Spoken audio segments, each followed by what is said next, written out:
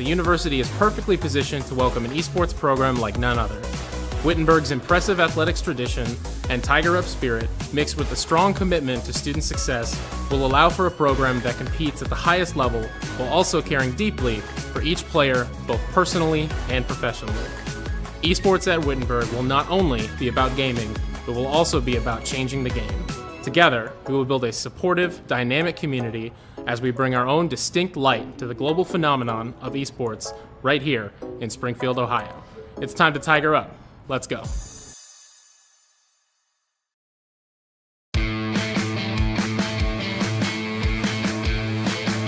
The Rally Reds strike again. What a comeback. What a day for Cincinnati baseball yesterday on Sunday. Hope everybody had a great Easter. Happy it's a brand new start of the week, and we welcome you here to Sports Now. Jackson Lightcap alongside Matthew Pennington. Our producer, Kevin Fowler, thank you for joining us. A busy show coming up today here on Sports Now. Just as you heard the caption at the very beginning of the show, the Rally Reds are back. We're going to talk about their comeback win yesterday from the bottom of the ninth down to their final out. It goes double, home run, and the Reds walk off the Washington Nationals 6-5. We'll talk about that here momentarily. We'll also talk about their Saturday game, which isn't as friendly to talk about. That was a game that they shouldn't have won, but baseball has a funny way of evening things out. So we'll talk about that coming up here soon. Cincinnati Reds baseball.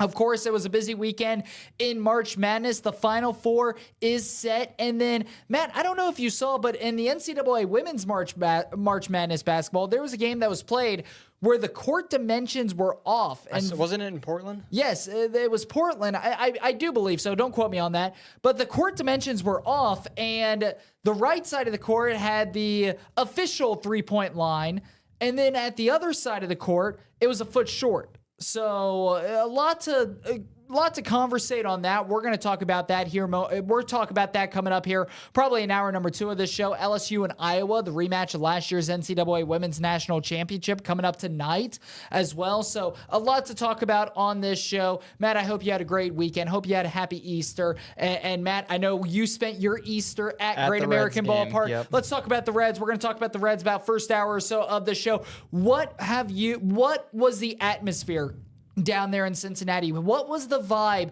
circling around Great American Ballpark? The Reds down to their final out before Jonathan India, a leader. And again, for anybody out there, we are Jonathan India fans. You know, we have been sticking up for Jonathan India after he received a lot of unwarranted hate over the last year or so.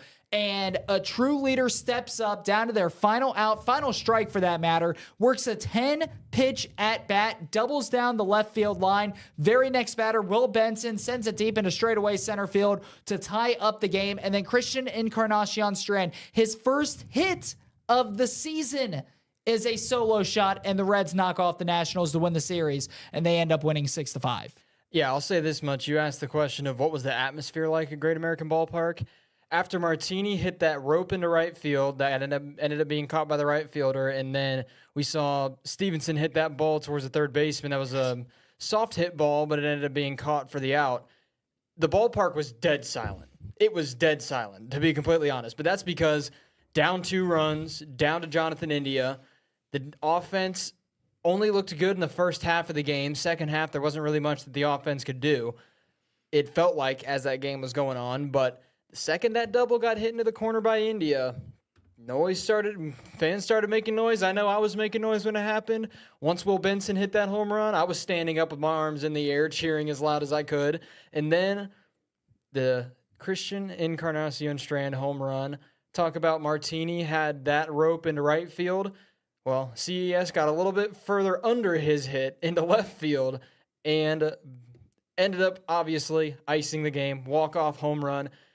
I'm not going to try to call out my dad for saying this, but he did say before that at bat, I would have much rather us paid Joey Votto $20 million to have him be on the team and be the first baseman because CES has had a struggle to start the year.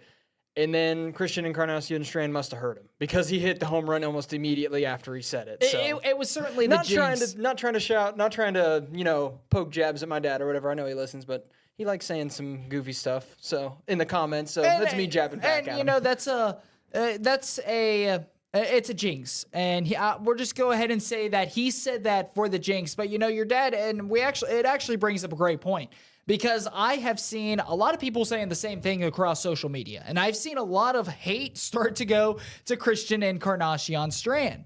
And CES, there's no question about it. He has struggled to begin this season. He has looked pretty horrific. His first hit was that solo shot. But again, when you look at a 3-game sample size, you cannot make assumptions on a player and how their season's going to be. You can't even make an assumption on how this kid's career is going to be. But it seems like there is a lot of hate that's going towards Christian Encarnacion Strand, when in reality, it's a 3-game sample size. How can you judge a player off of a 3-game sample size in any sport? Even the NFL, or even the NFL that only plays 17 regular season games. You play 3 games in the NFL, you're already a good chunk of your season already in the books. You're coming up, you're just less than a quarter of the way done. In Major League Baseball, you play 3 games. Well, you still have a whole another 159 to go. And I know that it's not just going to Christian Encarnacion Strand, but there have been a lot of other Candelario's another player who's kind of come up into these discussions as well. Tyler Stevenson is already entering these discussions as well. But in reality, how can we make a sample size on a player and how they truly are on a 3-game sample? And now, if we were 80 games into the year, maybe it'd be a different story. But we're 3 games into the year. And it seems like there's already a lot of players that are being turned on right now early on in the season. And I think that's just because of the expectations from this Reds team going into this season. It's obvious going into this year compared to years past. 4 years ago, there would have been nowhere near as much excitement and anticipation going into a Reds season than we see this year. Few years pre-COVID, absolutely zero chance we are seeing this much excitement, this much enticement, and this much expectations going into a season for the Cincinnati Reds team. I'm not saying that that's the main reason why we keep seeing people not bash, but bashing Candelario for starting off the season slow, bashing Encarnacion Strand for starting off the season slow. But like you just said, there's 162 games on the season. The point that I made last week when we talked about this for Candelario, take a look at what happened with Will Benson last year. He started off terribly, and look at what kind of hitter he ended up being at the end of the regular season. Not too bad, if you ask me. So to me, to say that and to be complaining about Christian Encarnacion Strand not starting off that hot, well, I'll tell you what, to start off his hitting part of the season, he started off pretty hot with a walk-off home run for his first hit of the season. And then Jeimer Candelario, also, a lot of people are saying, what's going on with him? People, we're 3 games into the year. We're not a few games away from playoffs, and the Reds are teetering on making it in or not as a wild card team, or teetering on winning the NL Central. We're not that point of the season when we're seeing these guys struggle. It's the first 3 games of the year. Like I said, to me, I feel like the only reason we're seeing everybody complain and everybody kind of questioning what's going on with the hitters in Cincinnati that are struggling is because there was so much anticipation for this team going into the year. I'm not saying every Cincinnati fan, but a lot of Cincinnati fans were probably expecting the Reds to just absolutely sweep the Washington Nationals and it not even be close. But to me, players are going to struggle. Like I said also last week, Hall of Fame hitters, 340, 350 batting average at the best, around 350, maybe a little bit higher for their career. And if you put that much in your career, you're going to make it into the Hall of Fame. Let's be real here. So to say and to complain that 3 games into the year, a player has only gotten 1 hit and 10 at-bats, it's only 10 at-bats. I said it when it came down to Candelario, when he struggled in game number 1. What did he do game 2? Home run. What did he do yesterday? Almost home run, and I almost called that too. It was pretty funny. I look at my dad and I say, hey, it's pretty funny. The times that Candelario gets a hit, it's out of the park, and it bounces off the wall right before, like a few feet short. So I was a little mad when that didn't go over because that would have been an insane prediction to make. Dad, if you're watching, comment down and verify that I did say that. But at the end of the day, you take a look at some of the hitters for Cincinnati that are struggling right now. To say that they're going to keep struggling at the level they're struggling at right now, you would be insane to say that's going to be the case, especially with, like we saw in the 9th inning yesterday for Cincinnati. This team, when hits start coming in, it's contagious. We saw that when the Reds were scoring runs against the Nationals yesterday. When the hits are flowing, it brushes off on everybody in that dugout for Cincinnati. It's something that bounces around for everybody. And like I said, to say that there should be questions as to whether or not Candelario should be on the team, or there's questions on why we have Christian Encarnacion Strand when they start off slow. It's 3 games, people. Calm down. It's not the end of the world that we ended up going 2-1 in the series to open up the year against the Nationals, and we had a few hitters not do too good. Why don't we look at Jake Fraley? He's done great. Why don't we look at Ellie De La Cruz? He's done good on the base pass, and he's done good at the plate. Let's take a look at some of the things that the Reds are doing that are good, because we've got some batters as well that you take a look at Candelario, you take a look at CES, and you question what's going on with those guys. Let's talk about the good things that are happening. Martini, 2 home runs to start off the year. Let's talk about the good things, too. Why do we always have to talk about the bad things? And here's another thing, just to kind of further your point, Matt. I mean, if the Cincinnati Reds organization thought the same of, these players are struggling, they shouldn't be in the lineup. I mean, it's baseball. When you're playing a game of baseball, it's a hot game and it's a cold game. You're going to go on hot streaks where the ball's coming in and it's looking like a beach ball and you're pounding the heck out of it all over the ballpark. And then there's also going to be times where it looks like a teeny tiny golf ball coming in and you're not ever going to be able to piece it up. That's how baseball is. Some players get hot at the right time. Some players go ice cold at different times in the season. I can almost guarantee you later on in the season, we're going to see Candelario and CES be the hottest hitters at the plate for Cincinnati, whereas some of the hotter players right now at the plate, such as Martini, Fraley, Ellie De La Cruz, Spencer Steer, they're going to be in slumps. Unfortunately, that's just how baseball works, and that's what makes baseball so great. But if we're taking a look at small sample sizes and trying to base a player's entire season and trying to predict their entire season and granted their entire career off of just a small sample size, I mean, you would have thought that last year Will Benson was going to be the worst player for Cincinnati. I'm not saying that he was by any means, but when you look at the month of April, his strikeout rate was very, very high. He could not piece up anything, it seemed like. He was struggling. So he went down to AAA, came back up, he got hot, and ever since he came back up from AAA and took advice from Joey Votto, he has been one of the best, if not the best, fine-tuned hitters for the Cincinnati Reds. He hit that 2-run home run yesterday. I mean, when you look at Will Benson, what he's done, he played a terrific game yesterday in his young career. He has been one of the most clutch hitters for Cincinnati. He has been one of the most fine-tuned hitters of Cincinnati, one who can hit for power, one who can just find ways to get on base. I love watching Will Benson hit because he goes up there and he does not try to do too much. Nowadays in Major League Baseball, you keep seeing players try to hit for the long ball. But when you look at Will Benson, he just ball's outside, he's going to poke it into left field. When the ball's inside, he's going to pull it and down the right field line, get an extra base hit out of it. If it's hung, he's going to send it over the wall. I would go ahead and say that he is I'll go ahead and say he is one of the most fine-tuned hitters that the Cincinnati Reds have in their lineup. I would put him up there with Spencer Steer, Matt McClain. They're 2 very fine-tuned hitters. I love watching TJ Friedel hit. But those 4 players I just mentioned, I think, are the 4 most fundamental players that stand in the batter's box for Cincinnati. But if you take that sample size from April last year, Will Benson, I mean, there's no reason why Will Benson should be on the team right now. And that's what I'm just trying to say. You cannot take a small sample size, granted 3 games, and try to base a player's entire season or their entire career off of that sample size and then go to the front office and say, oh, well, we should have brought back, we should have paid this guy. We shouldn't have signed him. We shouldn't have done any of this. Because, if we're looking at smaller sample sizes, Will Benson is a perfect example on why you cannot look at small sample sizes because, again, he was struggling last season for a month,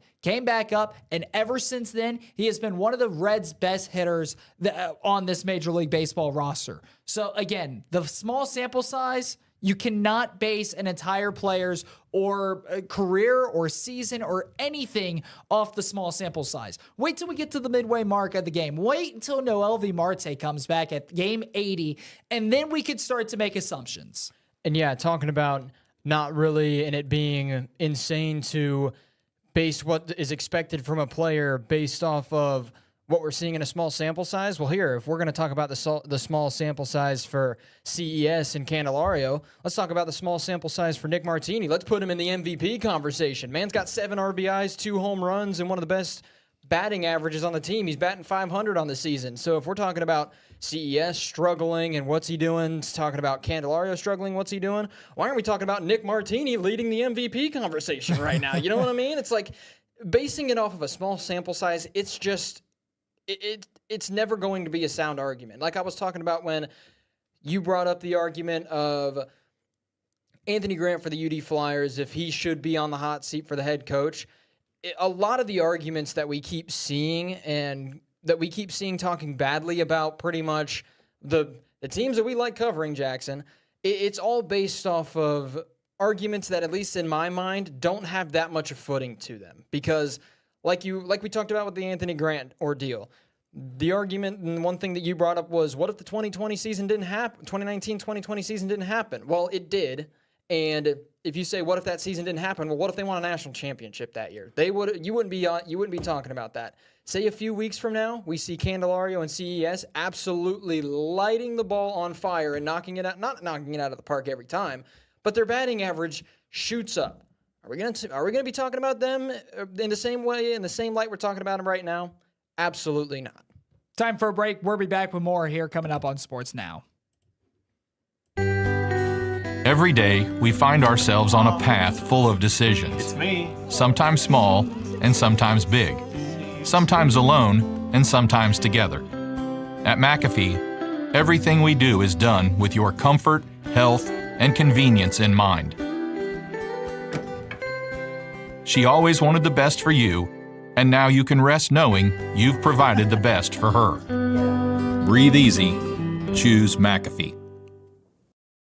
We love serving families our real family recipes, made fresh with quality ingredients. And we love helping families find ways to stretch a buck. You see, we've always been about value, with coupons and money-saving offers, like the free pizzas you get with our buddy cards, making it easier for families to share a meal and a laugh. With flavors so good, the only thing left are the crumbs. And the memories. La Rosa's, the real family pizzeria.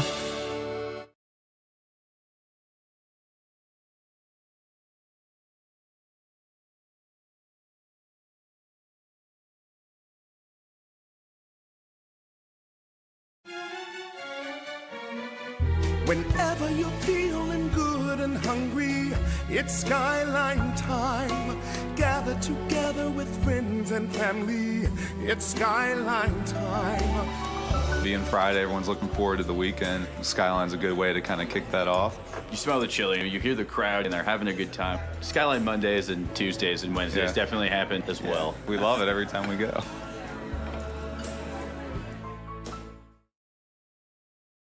I'm thrilled to be at Wittenberg at this time and place, as the university is perfectly positioned to welcome an esports program like none other. Wittenberg's impressive athletics tradition and Tiger Up spirit, mixed with a strong commitment to student success, will allow for a program that competes at the highest level while also caring deeply for each player, both personally and professionally. Esports at Wittenberg will not only be about gaming, but will also be about changing the game. Together, we will build a supportive, dynamic community as we bring our own distinct light to the global phenomenon of esports right here in Springfield, Ohio. It's time to Tiger Up. Let's go.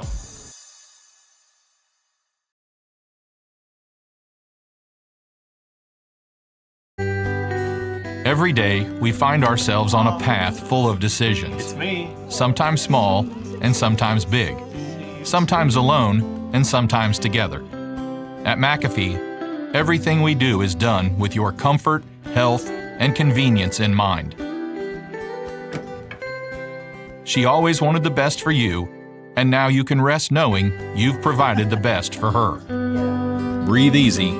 Choose McAfee.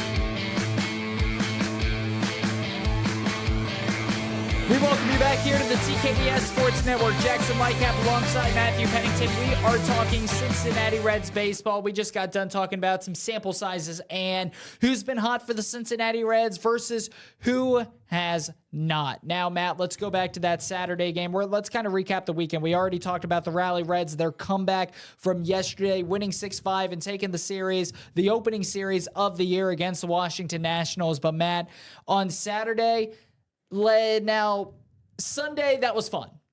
Saturday, not so much. The Cincinnati Reds were up 6-4 in the top of the ninth. Alexis Diaz came in to throw, who was one of the most, if not the most efficient closers in all of Major League Baseball last season. And it was a 3-run ninth inning for the Washington Nationals. The Reds ended up going on to lose 7-6. Matt, that was a game that Cincinnati should have won that they did not, and they ended up losing 7-6. Yesterday was a game that Cincinnati should have lost, but they ended up coming back and ended up winning it. Baseball, with a long season, 162 games, baseball has a funny way of evening things out. You're going to win a good, I'll say a good 20 to 30 games that you probably shouldn't have won. You're also going to lose a good 20 to 30 games that you probably should have won. So baseball, in a sense, it's got a funny way of evening things out. And that's why a baseball game truly is not over until the final out. Like we saw on Saturday in favor of the Nationals, like we saw yesterday in favor of the Cincinnati Reds. It just so happened that one of those scenarios where we talk about the 20 to 30 games where you win a game that you should have lost or you lose a game you should have won. The Reds have now already had 2 of those games in just the first 3 games of the year.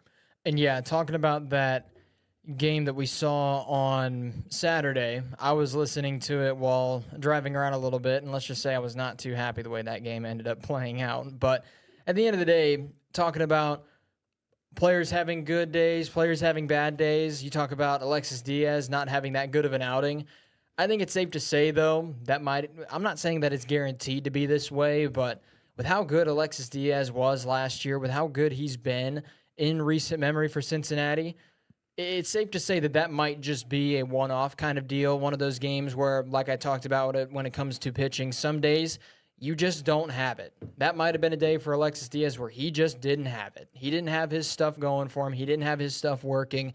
And as the season goes on, it's probably going to be, and we're probably going to see a scenario and probably see games where Alexis Diaz comes in a much-needed situation for Cincinnati, and he ends up closing the game out, like we saw him do so many times last year. So talking about, because we were talking about sample sizes during the last 15 minutes or so of the show, at the end of the day, if there's any panic about Alexis Diaz, once again, it's way too early in the season to start panicking and to start going crazy and having rash ideas and thoughts about what this team can and can't do this season, because, like I said, that very well could have been just one of those moments where Alexis Diaz just did not have his stuff working. And, Alexis Diaz, he struggled through the end of spring training. He obviously has not made a strong case his first appearance of the season. But again, just as we were talking about, you cannot make a sample size on a player on granted 3 games, but granted 1 game.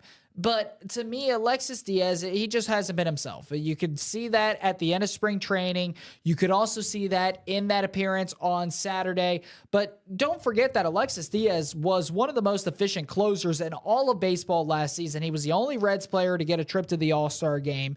Alexis Diaz is going to be okay. He's going to figure it out. What worries me is that he just didn't look like himself up there. And that leads me to believe, is there something under the table that is lingering? Is there a lingering injury with Alexis Diaz that could be bothering him on the mound, but it's not severe enough for him to go on the IL? And remember, the Reds already have, it seems like, half their roster on the IL.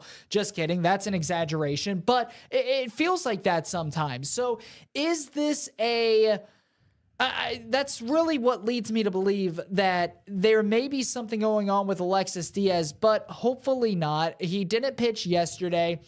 and he hasn't pitched in the last couple of days. Maybe he just needed a couple days rest, maybe a couple days mental rest. But again, going out and talking about Alexis Diaz, he's going to be okay. Again, it's unfair for Alexis Diaz. We were just talking about sample sizes in the first 20 minutes of the show. You can't necessarily make a sample size on Alexis Diaz through just one game pitched in the regular season. He's going to be okay, but that was definitely one of his, I don't want to be rude about it, but I'm going to just be blunt about it. That was probably the worst appearance of his career. That was one of the worst appearances of his career.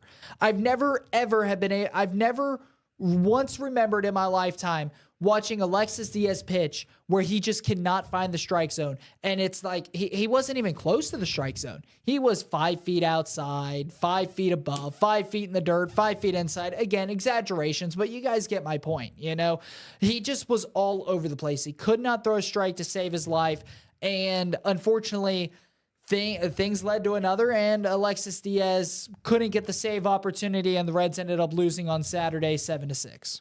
And like I said, that's why, to me, obviously it didn't look normal for Alexis Diaz out on the mound, but that's another reason why I'm kind of leaning towards the point that maybe that was just a day he did not have his stuff. Because usually Alexis Diaz has his stuff going for him, and usually when he has his stuff, we've got a save ready to come in for Cincinnati. We've got someone who's ready to win the game for the Cincinnati Reds. So that's another reason why I'm kind of leaning towards it potentially just being a day where Alexis Diaz just didn't have his stuff. Because like I said, even on days where it seems like he doesn't have his stuff, he's still throwing strikes. He's still not doing that bad when it comes to where he's placing his pitches.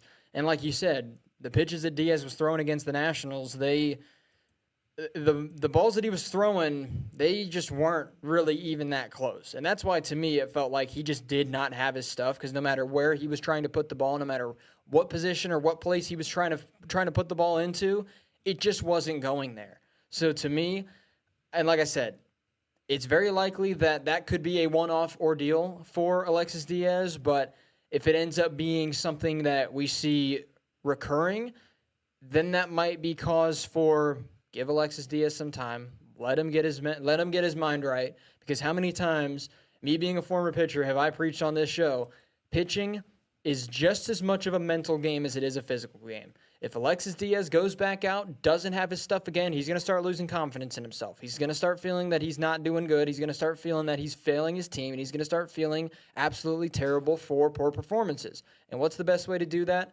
Let him get some time to not reset his mind completely, but let him just get some time to calm himself down. Let him get time to realize that, hey, I just don't have my stuff. My team, they've got my back no matter what happens. So when it comes down to whenever I get back out on the field, I know my guys are going to have my back. And that's certainly something that we saw last season with Graham Ashcraft. Graham Ashcraft started the season as one of the Reds' best pitchers and then ultimately hit a lull, it seemed like, during May and into early June. Spent some time on the IL, got his mind right, came back, and he was one of the most efficient pitchers down the stretch for the Cincinnati Reds all year long until he ultimately ended up on the 60-day IL at the beginning of September. That ended up ending his season. But when you look at what Alexis Diaz brings to the table, again, there's no time to panic. It's game one. It was game 2 of 162. It was his first game of the season. It's going to take him time to get back in that rhythm. He just didn't look quite himself. But as you said, a lot of things can a lot of things can happen, and I am still expecting high expectations. I think Alexis Diaz is going to be okay, but it's certainly a tough loss on Saturday from Cincinnati, and that evened up the series at the time, 1-1. The Reds, again, on the verge of losing the series, but down to their final out, double from Jonathan India. Will Benson ties the game, and then Christian Encarnacion-Strand is first hit of 2024, able to go solo shot to walk off. It's a walk-off home run. And when you look, again, as we were talking about at the beginning of this segment, Matt, Baseball, 162 game season. You're going to win 20 to 30 games that you shouldn't have won, and you're going to lose 20 to 30 games that you shouldn't have lost. That's just how baseball is. It evens it out, and we certainly saw it this weekend, but nonetheless, the Reds, they are 2-1. It would have been great to get that opening weekend sweep against the Nationals, a team that finished last in their division last season, a team that is projected to once again finish last in their division. But as we talked about on Friday on this show, your goal as a Major League Baseball team has got to be win every series. You don't necessarily need the sweeps because that's, again, 162 game season. That's a long one. But if you are consistently winning 2 out of 3, that's going to put your team in a position for success. It is time for a break. We'll return here on Sports Now. We're talking about Nick Martinez's debut as the Cincinnati Reds in a Cincinnati Reds uniform. That and more coming up next on Sports Now. Every day, we find ourselves on a path full of decisions. It's me. Sometimes small and sometimes big. Sometimes alone and sometimes together. At McAfee, everything we do is done with your comfort, health, and convenience in mind. She always wanted the best for you, and now you can rest knowing you've provided the best for her. Breathe easy. Choose McAfee. We love serving families our real family recipes, made fresh with quality ingredients. And we love helping families find ways to stretch a buck. You see, we've always been about value, with coupons and money-saving offers, like the free pizzas you get with our buddy cards, making it easier for families to share a meal and a laugh. With flavors so good, the only thing left are the crumbs. And the memories. La Rosa's, the real family pizzeria. Whenever you're feeling good and hungry, it's Skyline time. Gather together with friends and family. It's Skyline time. Being Friday, everyone's looking forward to the weekend. Skyline's a good way to kind of kick that off. You smell the chili, you hear the crowd, and they're having a good time. Skyline Mondays and Tuesdays and Wednesdays definitely happen as well. We love it every time we go.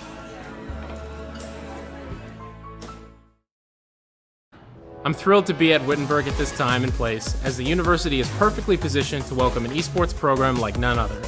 Wittenberg's impressive athletics tradition and Tiger-Up spirit, mixed with a strong commitment to student success, will allow for a program that competes at the highest level while also caring deeply for each player, both personally and professionally. Esports at Wittenberg will not only be about gaming, but will also be about changing the game. Together, we will build a supportive, dynamic community as we bring our own distinct light to the global phenomenon of esports right here in Springfield, Ohio. It's time to Tiger Up. Let's go.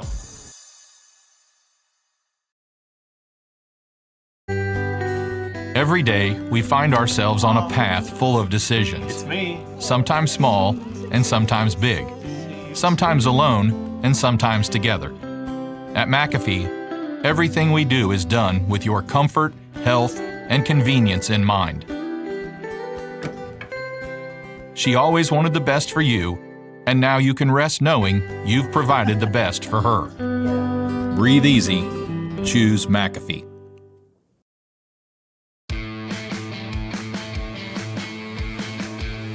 Welcome back here to Sports Now. Happy Monday. It is the beginning of a new week. So we happy that you're joining us here, wherever you may be, whoever you are. Happy that you're with us here to begin the new week. Jackson Lightcap alongside Matthew Pennington. Matt, we're talking Cincinnati Reds baseball. Let's talk about yesterday's start with Nick Martinez, and let's kind of talk about Nick Martinez in general. Nick Martinez came over from the San Diego Padres and was thrown in the starting rotation at the beginning of this season. And I think he was thrown in that starting rotation because of the amount of injuries that have piled up for the Cincinnati Reds. Obviously, Nick Lodolo and Brandon Williamson both starting on IL. Nick Martinez, a guy who last season appeared in 60-plus games, was terrific through the season with the San Diego Padres. He stayed healthy through the Padres, and he was able to start 9 games on top of that yesterday or last year as well. Now, when you look at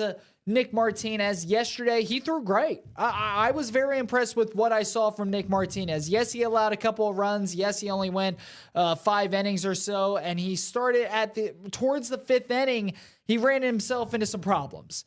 And you could definitely tell that he was starting to get gassed up on the mound. You could certainly tell that he was not his pitches. He wasn't having the velocity. He wasn't having the break that he had earlier on in the ball game, which is bound to happen. And remember that this is a guy that has been a relief pitcher the majority of his career. He has been that swing option for many, many teams, being that 6-man starter on a bullpen day. He's a great candidate to pitch because he can give you a good 5 innings or worse, but he's never necessarily been a starting pitcher. With where he was in that rotation, remember, he was pitcher number 3 in that rotation right behind Hunter Green. To me, I would expect Nick Lodolo, who had a rehab start yesterday as well, was phenomenal during that rehab start. When Nick Lodolo returns to the big league squad, I would expect him to take the place of Nick Martinez. Nick Lodolo he's been the number 2 to Hunter Green for the last couple of years. He's been behind Hunter Green in that rotation. Now you could say he's quote-unquote the number 3 in the rotation because Frankie Montes was added in the offseason. Hunter Green was bounced to the number 2. Nick Lodolo now the number 3.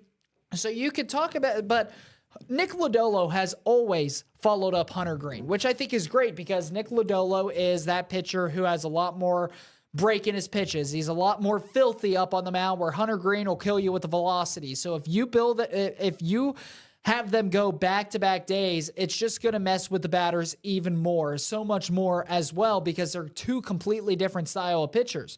So that's why Cincinnati has had Nick Lodolo and Hunter Green, when both are healthy, going back-to-back in the rotation. I would expect the same thing to happen this season. That's why you swing Nick Martinez, who is more of a bullpen caliber pitcher, to that number 3 spot right after Hunter Green, so that when Nick Lodolo is healthy, he can take over that spot from Nick Martinez. And I don't think it's a coincidence that Nick Lodolo threw his first rehab start on the same day that Nick Martinez threw.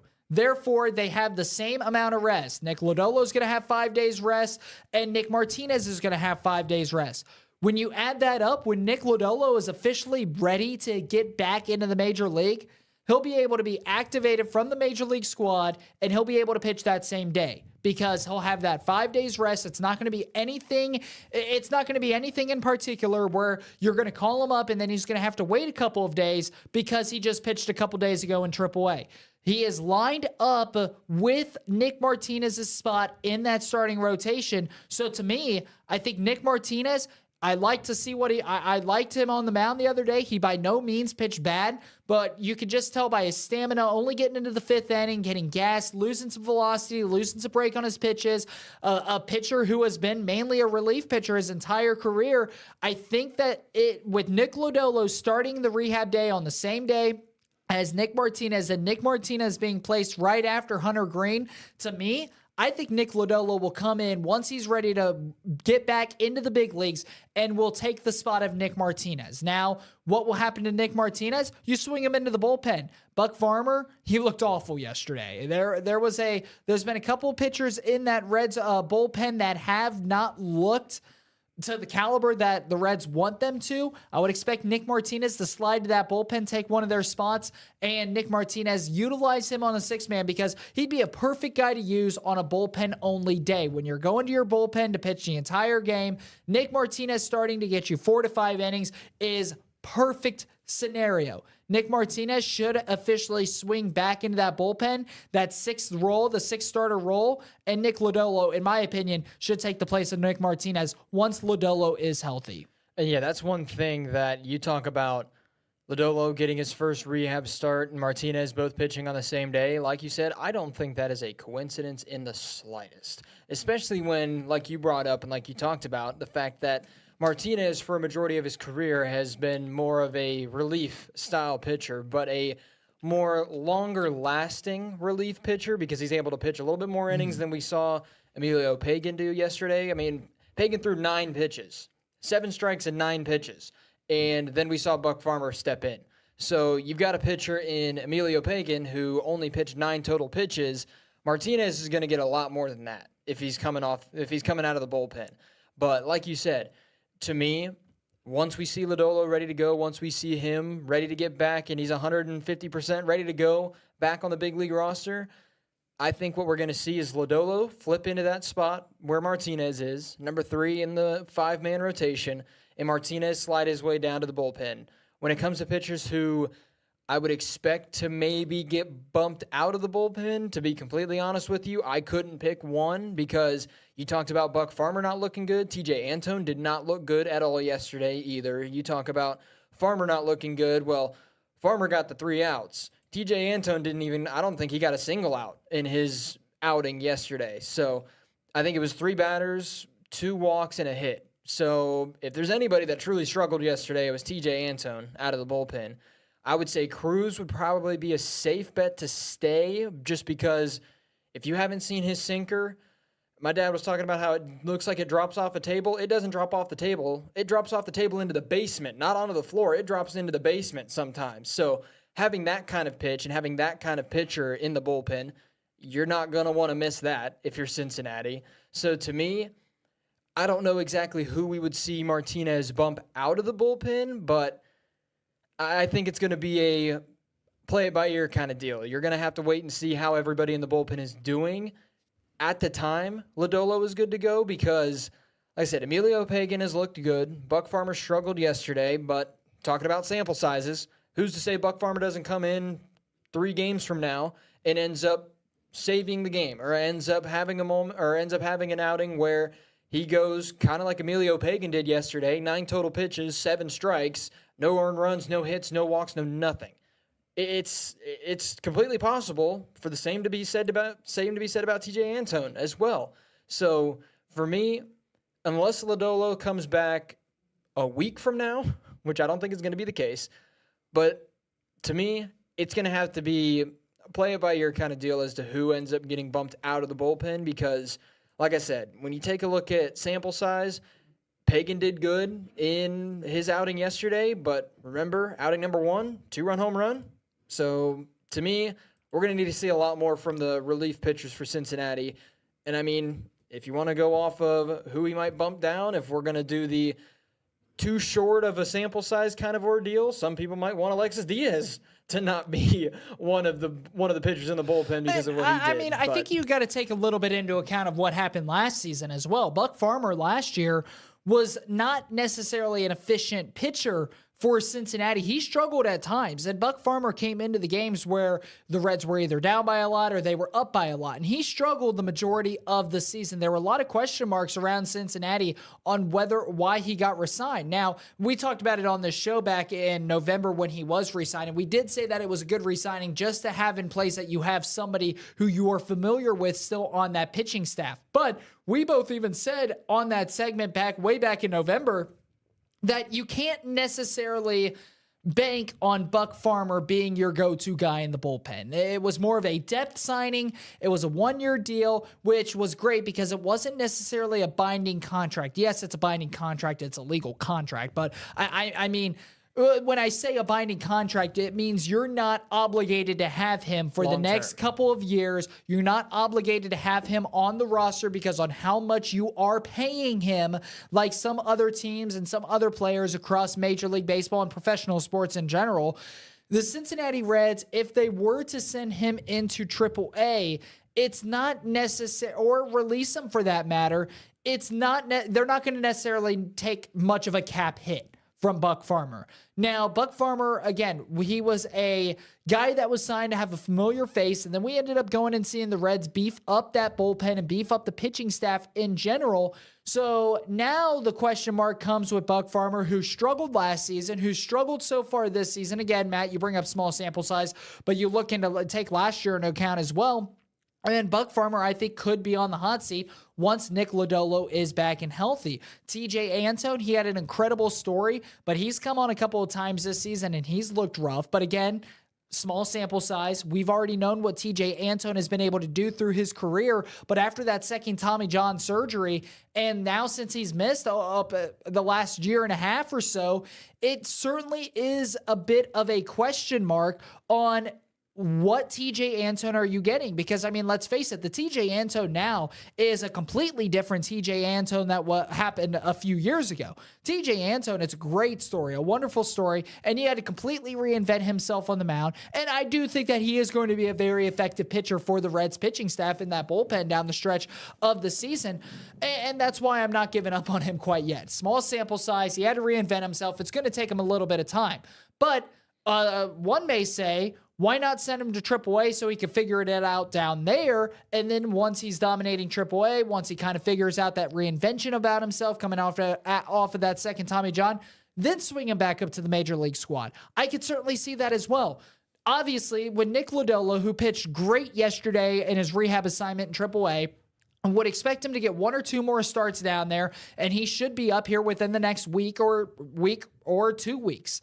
And once he returns to this big league roster, unless there's barring any other injuries that happen to this pitching staff, you're going to have to make a move. You're going to have to make a move to put him in that starting rotation, which I think would be the best case scenario for him to take Nick Martinez's spot.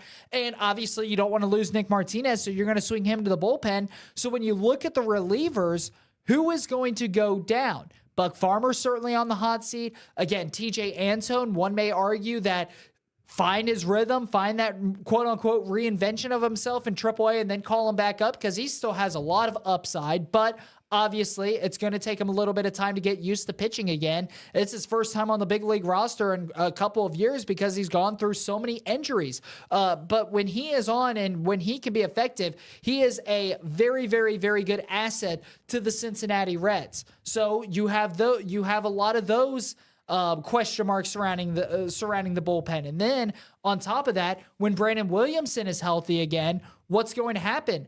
I don't think that there's necessarily a spot where you could slot him in as a starting pitcher unless it's in AAA. So do you send him to AAA and then when one of your starting 5 pitchers go down, get hurt, then you call him back up, or do you let him go to the bullpen? And if so, if you send him to the bullpen, who else are you sending down? The Reds have a lot of decisions coming up right now. And I understand we talk about small sample size and you cannot base the entire season off of what we've seen in the first series of the year. And frankly, that's correct. But at the same time, these pitchers and the pitching staff for the Reds have to realize that they are still fighting for a position because although they made the opening day roster, 1, maybe 2 of them are going to be going back down, and a couple of them are going to be changing their roles on the team once Lodolo's back, once Williamson is healthy. Quite a bit of pitchers are going to be sent back down or changing their roles. Nick Martinez going back to the bullpen, then that's going to fluctuate the bullpen around on when is Nick Martinez going to be a setup guy. There's a lot of question marks still surrounding that Reds. There's a lot of question marks surrounding that Reds bullpen. There's still a lot of question marks surrounding that Reds starting rotation, but it's in a good way. And yeah, like you said, and I don't know how many times I'm going to say this phrase, but I'm going to say it again. Hearing all of the what ifs about how or where we're going to see pitchers moved around in this rotation for Cincinnati. Once again, I'll say it once, I'll say it twice. I've probably said it over 100 times. It is music to my ears hearing all of this noise talking about the number of pitchers that Cincinnati has that could be in the starting 5 rotation and could find themselves in the bullpen and still have the potential to be a starting pitcher for Cincinnati. So to me, like I said, I don't know how many times I got to say it, but I'm going to keep saying it because I like saying it. It's music to my ears, hearing all of the chatter about the numbers when it comes to the pitching for Cincinnati because, like you said, it's not like we're talking about it in a bad light. We're talking about it in a good light right now. It is time for a break. When we return, we are going to when we return, we're going to continue our talk about the Reds. We're going to talk about their upcoming game with the Philadelphia Phillies coming up later tonight. We're going to prep that game. And then at the top of hour number 2, we're going to talk about Major League Baseball as a whole. We have some March Madness talk coming up. So still a lot to come here on this show, but we'll be back on Sports Now. Every day, we find ourselves on a path full of decisions. It's me. Sometimes small and sometimes big. Sometimes alone and sometimes together. At McAfee, everything we do is done with your comfort, health, and convenience in mind. She always wanted the best for you, and now you can rest knowing you've provided the best for her. Breathe easy. Choose McAfee. We love serving families our real family recipes, made fresh with quality ingredients. And we love helping families find ways to stretch a buck. You see, we've always been about value, with coupons and money-saving offers, like the free pizzas you get with our buddy cards, making it easier for families to share a meal and a laugh. With flavors so good, the only thing left are the crumbs and the memories. La Rosa's, the real family pizzeria.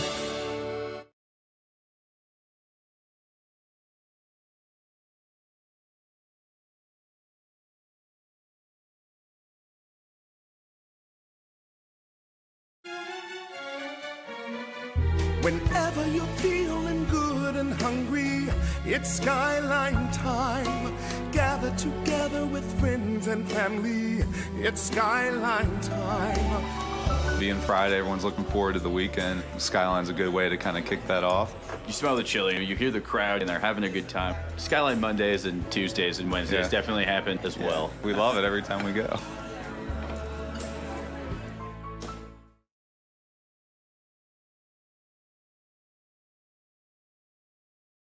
I'm thrilled to be at Wittenberg at this time and place, as the university is perfectly positioned to welcome an esports program like none other. Wittenberg's impressive athletics tradition and Tiger Up spirit, mixed with a strong commitment to student success, will allow for a program that competes at the highest level while also caring deeply for each player, both personally and professionally. Esports at Wittenberg will not only be about gaming, but will also be about changing the game. Together, we will build a supportive, dynamic community as we bring our own distinct light to the global phenomenon of esports right here in Springfield, Ohio. It's time to Tiger Up. Let's go.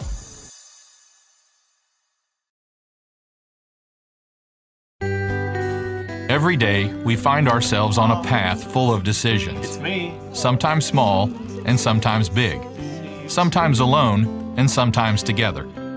At McAfee, everything we do is done with your comfort, health, and convenience in mind.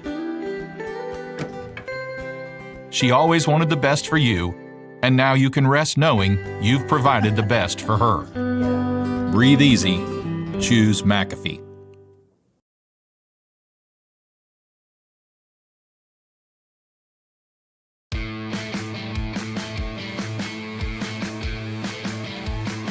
We welcome you back here to the TKDS Sports Network. Jackson Lightcap alongside Matthew Pennington. The Cincinnati Reds take the first road trip of the season as they will be taking on the Philadelphia Phillies coming up later tonight. Matt, before we talk about tonight's matchup, the pitching matchup, the starting lineups, and everything that we need to get to with the teams, and we're break down the game forthcoming, but Cincinnati on the road in Philadelphia for the first road trip of 2024. Matt, this is a huge test for the Cincinnati Reds. And the reason why it's a huge test is because, I mean, you look at what the Phillies have done the last couple of years. World Series, they won the NL a couple of years ago, went to the World Series, and they ultimately ended up losing it in Game 6. Last season, we talked about them quite a bit on this show last season during their run. During their run, they were one of the most fun teams, if not the most fun team to watch in all of the Major League Baseball postseason. With all the star-studded players that they have, all of them coming to life, this lineup that the Reds are going to be facing tonight, tomorrow, and Wednesday is a lethal lineup. Not only is it a very, very good test for some of these young pitchers. We're going to have Andrew Abbott going tonight, Graham Ashcraft tomorrow, Frankie Montes is the probable starter for Wednesday. Not only is it going to be a very, very good test for some of these Reds pitchers, but it's also going to be a good test for the Reds lineup as well, because they're going to be facing some top arms known across Major League Baseball, and not only some top arms in Major League Baseball, but also some arms that have postseason experience, deep postseason experience. This series on the road, a very big test for a very big test early in the year for this Cincinnati Red squad. Yeah, I'll say this much. The test starts today, and it doesn't end for a while for Cincinnati. I'm going to read off their series until I think this test technically ends. Starting with Philadelphia on the road, 3-game series. Then a 3-game series at home against the Mets, 4-game series at home against the Brewers, 3-game series on the road against the White Sox, then the Mariners, 3-game series at home against the Angels, 4-game series at home against the Phillies, 3 on the road against Texas, 3 on the road against San Diego, 3 at home against the Orioles, 3 at home against the Diamondbacks, 3 on the road against San Francisco, and then 3 on the road against Arizona, and then 4 on the road against the Dodgers, 3 at home against the Padres, 3 at home against the Dodgers. That takes you through mid-May. That's the end of May. May. The series immediately after is a 3-game series against the Cardinals. That's May 27th through the 29th. So to me, if you're looking at this Reds schedule, you were talking about the month of April being tough.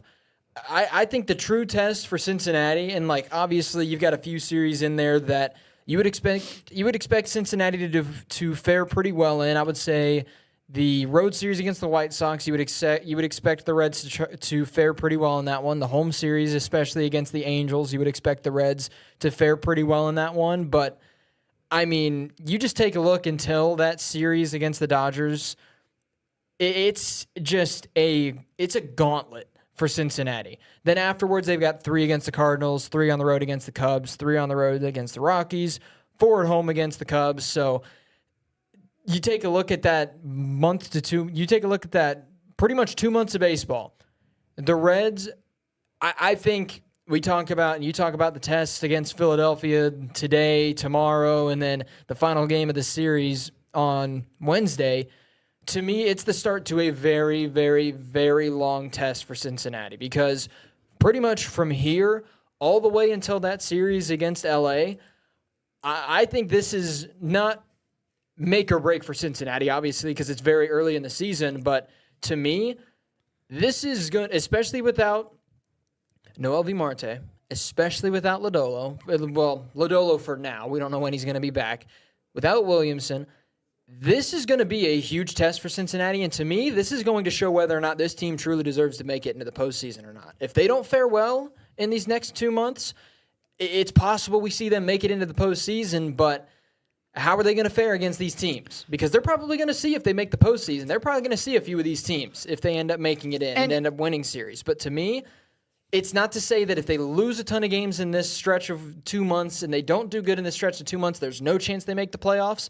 But to me, this is the true – we talk about the test starts against Philly today. To me, this is truly going to tell me how good this Reds team is going to match up with some of the teams that if we see them make it into the playoffs, if we see them make a playoff push, you're going to look back at these series, especially against Arizona, especially against teams like the Dodgers, especially against the Phillies. If you're the Reds and you make the playoffs, you're going to look back at these series and see how well you did or not. And Matt, even going on, you take a look at the Cardinals, and this is the Reds, they struggled at NL Central. Then you have the Cubs, and the Cubs are a very good baseball team this season, or supposed to be. The Rockies, then after that, and the Rockies, they're struggling, and you get into June, and it's certainly, the schedule eases up a little bit for Cincinnati. And right when June hits, that's when you're going to get Noel V. Marte back. Still TBD on the severity of Matt McClain's injury. Hopefully it's not too long, but obviously TJ Friedl, he's expecting to be back hopefully at the end of April. Matt, we've talked about it on this show. The first 2 weeks or the first 2 months of the season for the Cincinnati Reds are a gauntlet. And now they're having to go through with it without some of their best players. Noel V. Marte, Matt McClain, TJ Friedl's missing time, Nick Lodolo, Brandon Williamson. They're still on the IL. Cincinnati, during this stretch, you've already rattled off the teams. I mean, you have the Rangers, you have the Diamondbacks twice, the 2 teams that played in the World Series last year. You had the Phillies twice as well. And then you also have teams such as the Brewers, who won the NL Central last year. Dodgers and Padres Dodgers twice, and Padres are always towards the top of the mix as well. Mets, you never know what to expect with them. The Orioles, they won 100 games last season. The Giants, you can never tell and expect what the Giants are going to bring to the table as well. So when you look at the first 2 months of the season, I'm going to say this. Matt, I think you're going to agree with me on this, but when I'm going to say this, it doesn't necessarily sound great. If the Reds can go and just finish 500 through the first 2 months of the season, that sets themselves up for success later on in the year. Because when you look at June, July, August, September, their schedule gets significantly easier. They get some key pieces back in their lineup. And if they can just go 500, an even record through the end of May, that will set this team up for a lot of success. And to me, that will prove that this team is a playoff team. Again, you look at the teams that they're going up against through the first 2 months of the season. I think that a lot of people out there saying, well, 500 through the first 2 months of the season, that's a little subpar. We're not going to be happy with that. A lot of teams in Major League Baseball shouldn't be happy with a 500 start during the first 2 weeks of the regular season. But when you look at the Reds' schedule and who they play, with how many tough teams that they play through April and May, if they are able to finish 500 heading into June, that will set the Reds up for success later on in the season with an easier schedule and with some key pieces coming back. And yeah, that's one thing for this Cincinnati Reds team. You talked about this first 2 months. If you go about 500, then you can expect and anticipate the remainder of the season to go well. I completely agree with that sentiment. I mean, you take a look at how good this Reds team was against good teams last year. If they can reciprocate that even to the slightest, if they can play at the level they played against some of the best teams in the major leagues like we saw them do last year, this Reds team can easily go 500 in this stretch of time.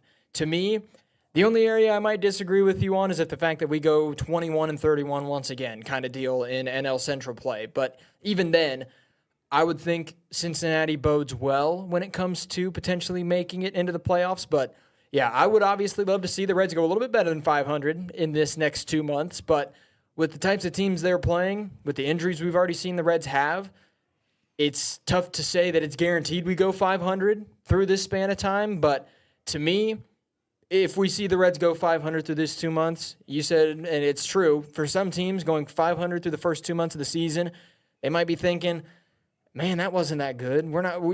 How are we going to make the playoffs off this?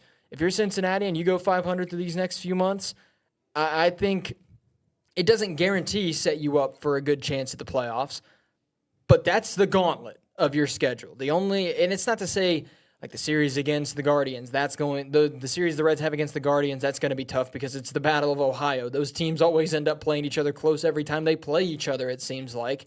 Obviously, the series against the Brewers, the series against the Cubs, those are not going to be easy. So to me, you take a look at this first 2 months out of the non-NL Central series. Obviously, I think the only NL Central series the Reds have in this span of time until they play the Cardinals is that 4-game series at home against the Brewers. But to me, if you're the Reds and you play very exceptional and you sit around 500 after this long slate of non-NL Central series, to me, you can't be too upset about it because you take a look at the non-NL Central opponents that the Reds have after this long stretch of games. You mentioned the Rockies. They've got a 3-game series against them on the road. They've got the Guardians for 2 games. Then there's a little bit of time before they've got the Red Sox. And then you go all the way down to the Yankees. They've got Detroit. Then they've got 4 games at home against the Rockies, 3 games at home against the Marlins. They've got the road series against the Nationals. So you take a look at the non-NL Central series that the Reds have pre-June as opposed to in June and later. It's definitely obvious which one's a lot tougher and which one is going to be tougher for Cincinnati. And we're starting to make our way into that with the first game of those non-NL Central matchups starting today. Time for a break. When we return, we are going to look at the Reds game coming up tonight. We'll take a look at starting lineups, pitching matchups, and more. That's up next on Sports Now. Every day, we find ourselves on a path full of decisions. It's me. Sometimes small and sometimes big. Sometimes alone and sometimes together. At McAfee, everything we do is done with your comfort, health, and convenience in mind. She always wanted the best for you, and now you can rest knowing you've provided the best for her. Breathe easy. Choose McAfee.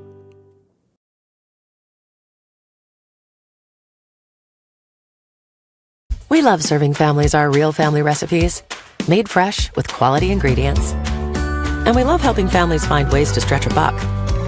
You see, we've always been about value, with coupons and money-saving offers, like the free pizzas you get with our buddy cards, making it easier for families to share a meal and a laugh.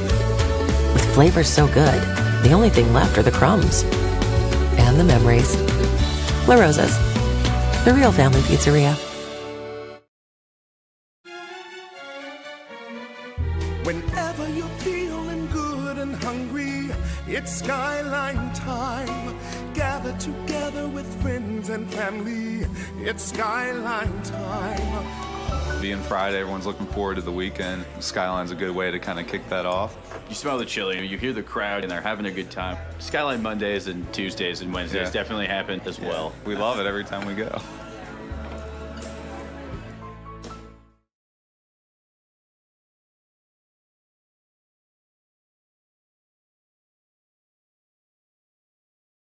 We love serving families our real family recipes, made fresh with quality ingredients. And we love helping families find ways to stretch a buck.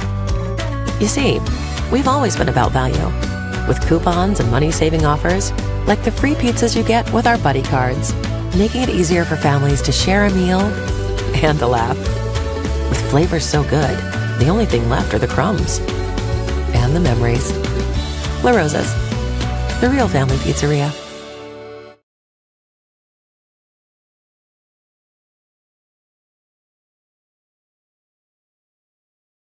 I'm thrilled to be at Wittenberg at this time and place, as the university is perfectly positioned to welcome an esports program like none other. Wittenberg's impressive athletics tradition and Tiger-Up spirit, mixed with a strong commitment to student success, will allow for a program that competes at the highest level while also caring deeply for each player, both personally and professionally. Esports at Wittenberg will not only be about gaming, but will also be about changing the game. Together, we will build a supportive, dynamic community as we bring our own distinct light to the global phenomenon of esports right here in Springfield, Ohio. It's time to Tiger Up. Let's go.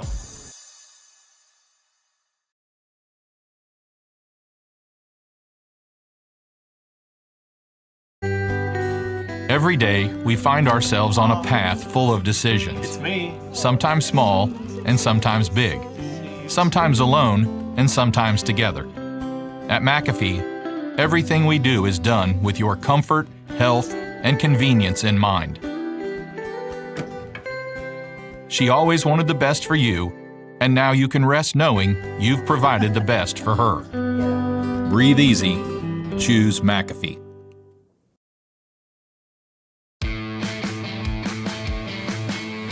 Cincinnati Reds in Philadelphia coming up later tonight as we welcome you back here to hour number 2 of this 2-hour show. Jackson Lightcap alongside Matthew Pennington, and we welcome you back here to Sports Now. Let's take a look at the starting lineups from both teams. Let's take a look at the Philadelphia Phillies. Philadelphia will be leading off with Middletown, actually a hometown kid for within the Cincinnati and Dayton region. Kyle Schwarber will lead things off, batting first. Trey Turner will bat second at shortstop. Bryce Harper will bat third. JT Realmuto will bat fourth. Alec Boehm will hit fourth. Nick Castellanos will hit sixth. Bryson Stott seventh. Whit Merrifield 8. And Brandon Marsh will bat 9. On the mound for them should be, beg your pardon, I am trying to look for it. Christopher Sanchez. Yeah. Yes, I wanted to make sure I got the name right. I had it on my screen for a second, then I ended up losing it. So good old technology. But Christopher Sanchez will take the mound tonight, left-handed pitcher for the Phillies. Andrew Abbott will be on the mound tonight for the Cincinnati Reds, making his season debut coming up for the Cincinnati Reds. He was one of the best pitchers that the Reds had down the stretch last season. One of the most reliable pitchers that Cincinnati had. Their lineup will be Jonathan India, Spencer Steer, Christian Encarnacion Strand, Jaimier Candelario, Santiago Espinal, Ellie De La Cruz, Stuart Fairchild, Luke Maley, and Will Benson. Remember, that is the Reds lineup. Christopher Sanchez is a left-handed pitcher. We saw the Reds on Saturday go up against Patrick Corbin for the Washington Nationals, and they struggled. This is a Reds team that over the last couple of years has struggled against left-handed pitching, and Sanchez, a very, very good, efficient, polished pitcher for the Philadelphia Phillies. It's going to be a very, very tough game tonight for the Cincinnati Reds. Andrew Abbott has got to be at his best against a lineup that you think 1 through 9, and any given moment, 1 through 9, can change the entire complexion of the game. And yeah, that's one thing when you take a look at this Phillies team. Obviously, you take a look at that batting order. Schwarber, Turner, Harper, Castellanos. You just take a look at those names, and you hear those names, and you know, man, this team's got some firepower to it. But then you also, it kind of slips a little bit under the radar and slips under the limelight. That pitching staff for Philadelphia is insane as well. So, to me, you take a look at this Cincinnati Reds lineup, who we've got going batting-wise against Sanchez tonight. To me, obviously, any pitcher for Cincinnati, whoever it may be that's taking the bump for any given night, you want to see them do well. But to me, I'm more looking towards a Cincinnati batting order to see, and not to see, but to want to see step up and do good in this game tonight. Because obviously they stepped up and did pretty good on Easter. But to me, you can have that kind of excitement and you can have that kind of emotion after a game. But in the MLB, you've got to turn right around. You went from winning in walk-off fashion against Washington yesterday in a game that, like you said earlier, Jackson, you really shouldn't have won if you're Cincinnati. To then you got to fly to Philadelphia, and now you got to play the Phillies, who are one of, if not the most highly anticipated, or I would say better teams in the National League going into this season. So for me, I'm taking a look at that batting order for Cincinnati, and I would like to see them, obviously, especially facing off against a left-handed pitcher. I want to see them have some improvement, and I want to see them do some things in this game tonight. And, not to mention the fact that when you look at the Cincinnati Reds, this is a team that last season, the year before, it seems like over the last half decade, over the last 5 years, the Reds have struggled when it comes to hitting left-handed pitching. That has been the weakness of this lineup. The Reds, they went out, they addressed the issue in the offseason. Signing big bats such as Jaime Candelario and some other bats. Stuart Fairchild has stepped up against left-handed pitching as well. But now you lose T.J. Friedl, who, yes, he's a lefty, but he has done really well against left-handed pitching. He's one of the rare occasions. You lose Matt McClain. You lose Noel V. Marte. Now you're put back in that rut early this season for the Cincinnati Reds when it comes to left-handed pitching. And that's one of the reasons why we're looking at this lineup. And when you look at the Reds lineup, I mean, you have Espinal, who's not necessarily unproven, but has, he's new to the Reds. He's unproven in a Reds uniform. You have Fairchild, who's batting 7th. He does hit real well against left-handed pitching, but when Fairchild's hot, he's a very, very great player. When he's ice cold, he's just like any other player that is ice cold. You get Will Benson now getting some swings against left-handed pitching. You get Luke Maile, who is very good with left-handed pitching. But there's a lot more concerns with the left-handed pitching lineup for the Cincinnati Reds rather than the right-handed pitching lineup. And the reason why I say that is because you look at all the splits, and it seems like a lot of these players in this order favor right-handed pitching. And then you also lose your quote-unquote MVP through the weekend series, which was Nick Martini, who's a left-handed batter, does not hit against left-handed pitching that often. So the left-handed pitching lineup for the Reds have been a concern this season. This is a big test. This is a true test. And when you have Andrew Abbott on the mound, he has got to throw a gem tonight, especially against a very, very good pitcher in Christopher Sanchez, especially against a very, very, very good good batting order and a great team on the other side, the Philadelphia Phillies. Yes, they lost their opening series to the Atlanta Braves. Yes, they lost. They got blown out a couple of games, 9-3 and then 12-4. This is a Phillies team that so far earlier on in the year, they have struggled. But again, it's early on the year. The Phillies, they are still coming in with the expectations of being one of the best teams in all of Major League Baseball this year. It is a true test on the road for the Cincinnati Reds. And I will say this, Cincinnati has, ever since David Bell has taken over back in 2019, It seems like Cincinnati has struggled in the month of April to get things going every single year, and the Phillies have struggled every single year in the month of April. Whichever team can win more games over these next couple of days, whichever team can come away with this series winning 2 out of 3, or better yet, even a sweep, whether or not it's the Phillies or the Reds, it is only going to boost their confidence and give them a huge boost of momentum through April, which is certainly in years past what both of these teams have lacked during the month of April. And yeah, especially if you're Cincinnati, you're going to want this boost going into April and May, because we just talked about the test that the Cincinnati Reds have coming up. I'm taking a look at the Phillies schedule. It is so much easier through the month of April for the Phillies than it is for the Reds. We already listed all the series for the Cincinnati Reds.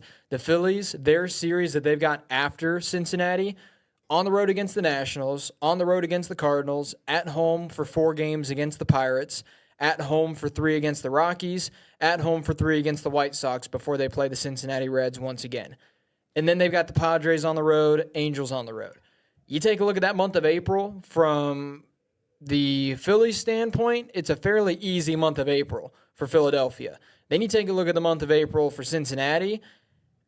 It's pretty obvious which month and which team has a tougher month ahead of them. So for me, you talk about, especially if you're Philadelphia, if you end up winning this series 2-1, you get yourself back to 500 on the year, and you end up setting yourself up for a pretty easy month of April. If you're Cincinnati, you want to get yourself to 4-2 or maybe 5-1 at the end of this series. If you're the Reds, you absolutely want this series coming up against Philadelphia to propel you forward for your series coming up this month. Because like I said, I just listed off the Phillies, what series and the matchups they have in the month of April. It's so much more easy when it comes to, I would say, strength of schedule-wise. It's a lot easier for Philadelphia in the month of April than it is for Cincinnati in the month of April. So one of these teams, Philadelphia, obviously they're going to want to win this series, seeing as how they lost to Atlanta in the first series of the year. But to me, there's one team that the momentum is going to favor a lot more, and it's going to help them out a lot more, and it's our team. It's the Cincinnati Reds. Time for a break. We're taking a look at an overview of what happened over the weekend for Major League Baseball. That's all coming up next here on Sports Now. Every day, we find ourselves on a path full of decisions. It's me. Sometimes small and sometimes big. Sometimes alone and sometimes together. At McAfee, everything we do is done with your comfort, health, and convenience in mind. She always wanted the best for you, and now you can rest knowing you've provided the best for her. Breathe easy. Choose McAfee.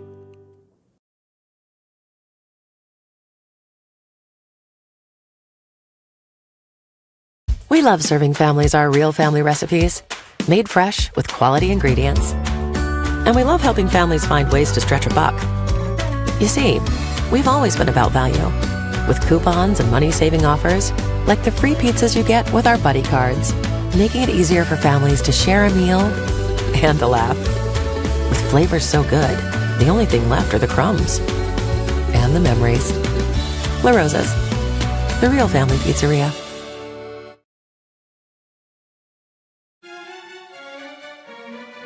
Whenever you're feeling good and hungry, it's Skyline time. Gather together with friends and family. It's Skyline time. Being Friday, everyone's looking forward to the weekend. Skyline's a good way to kind of kick that off. You smell the chili, you hear the crowd, and they're having a good time. Skyline Mondays and Tuesdays and Wednesdays definitely happen as well. We love it every time we go.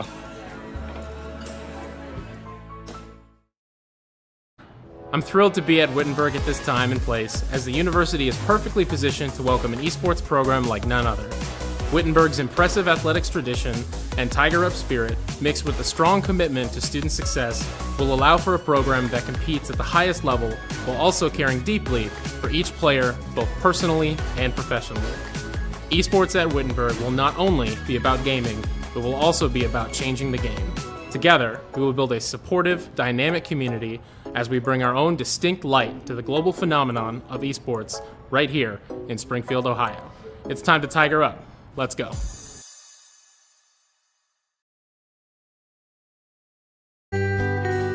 Every day, we find ourselves on a path full of decisions. It's me. Sometimes small and sometimes big. Sometimes alone and sometimes together. At McAfee, everything we do is done with your comfort, health, and convenience in mind.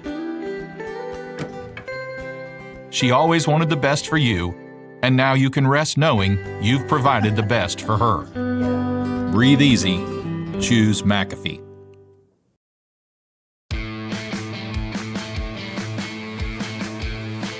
Opening weekend is officially in the books. The Cincinnati Reds sit 2-1 after winning a 3-game series with the Washington Nationals. They are on the road tonight for the first time in 2024 against the Philadelphia Phillies. Matt, take us through what has happened across Major League Baseball. I know that the Dodgers and I know that the Yankees, they ended up sweeping the Houston Astros in a 4-game series.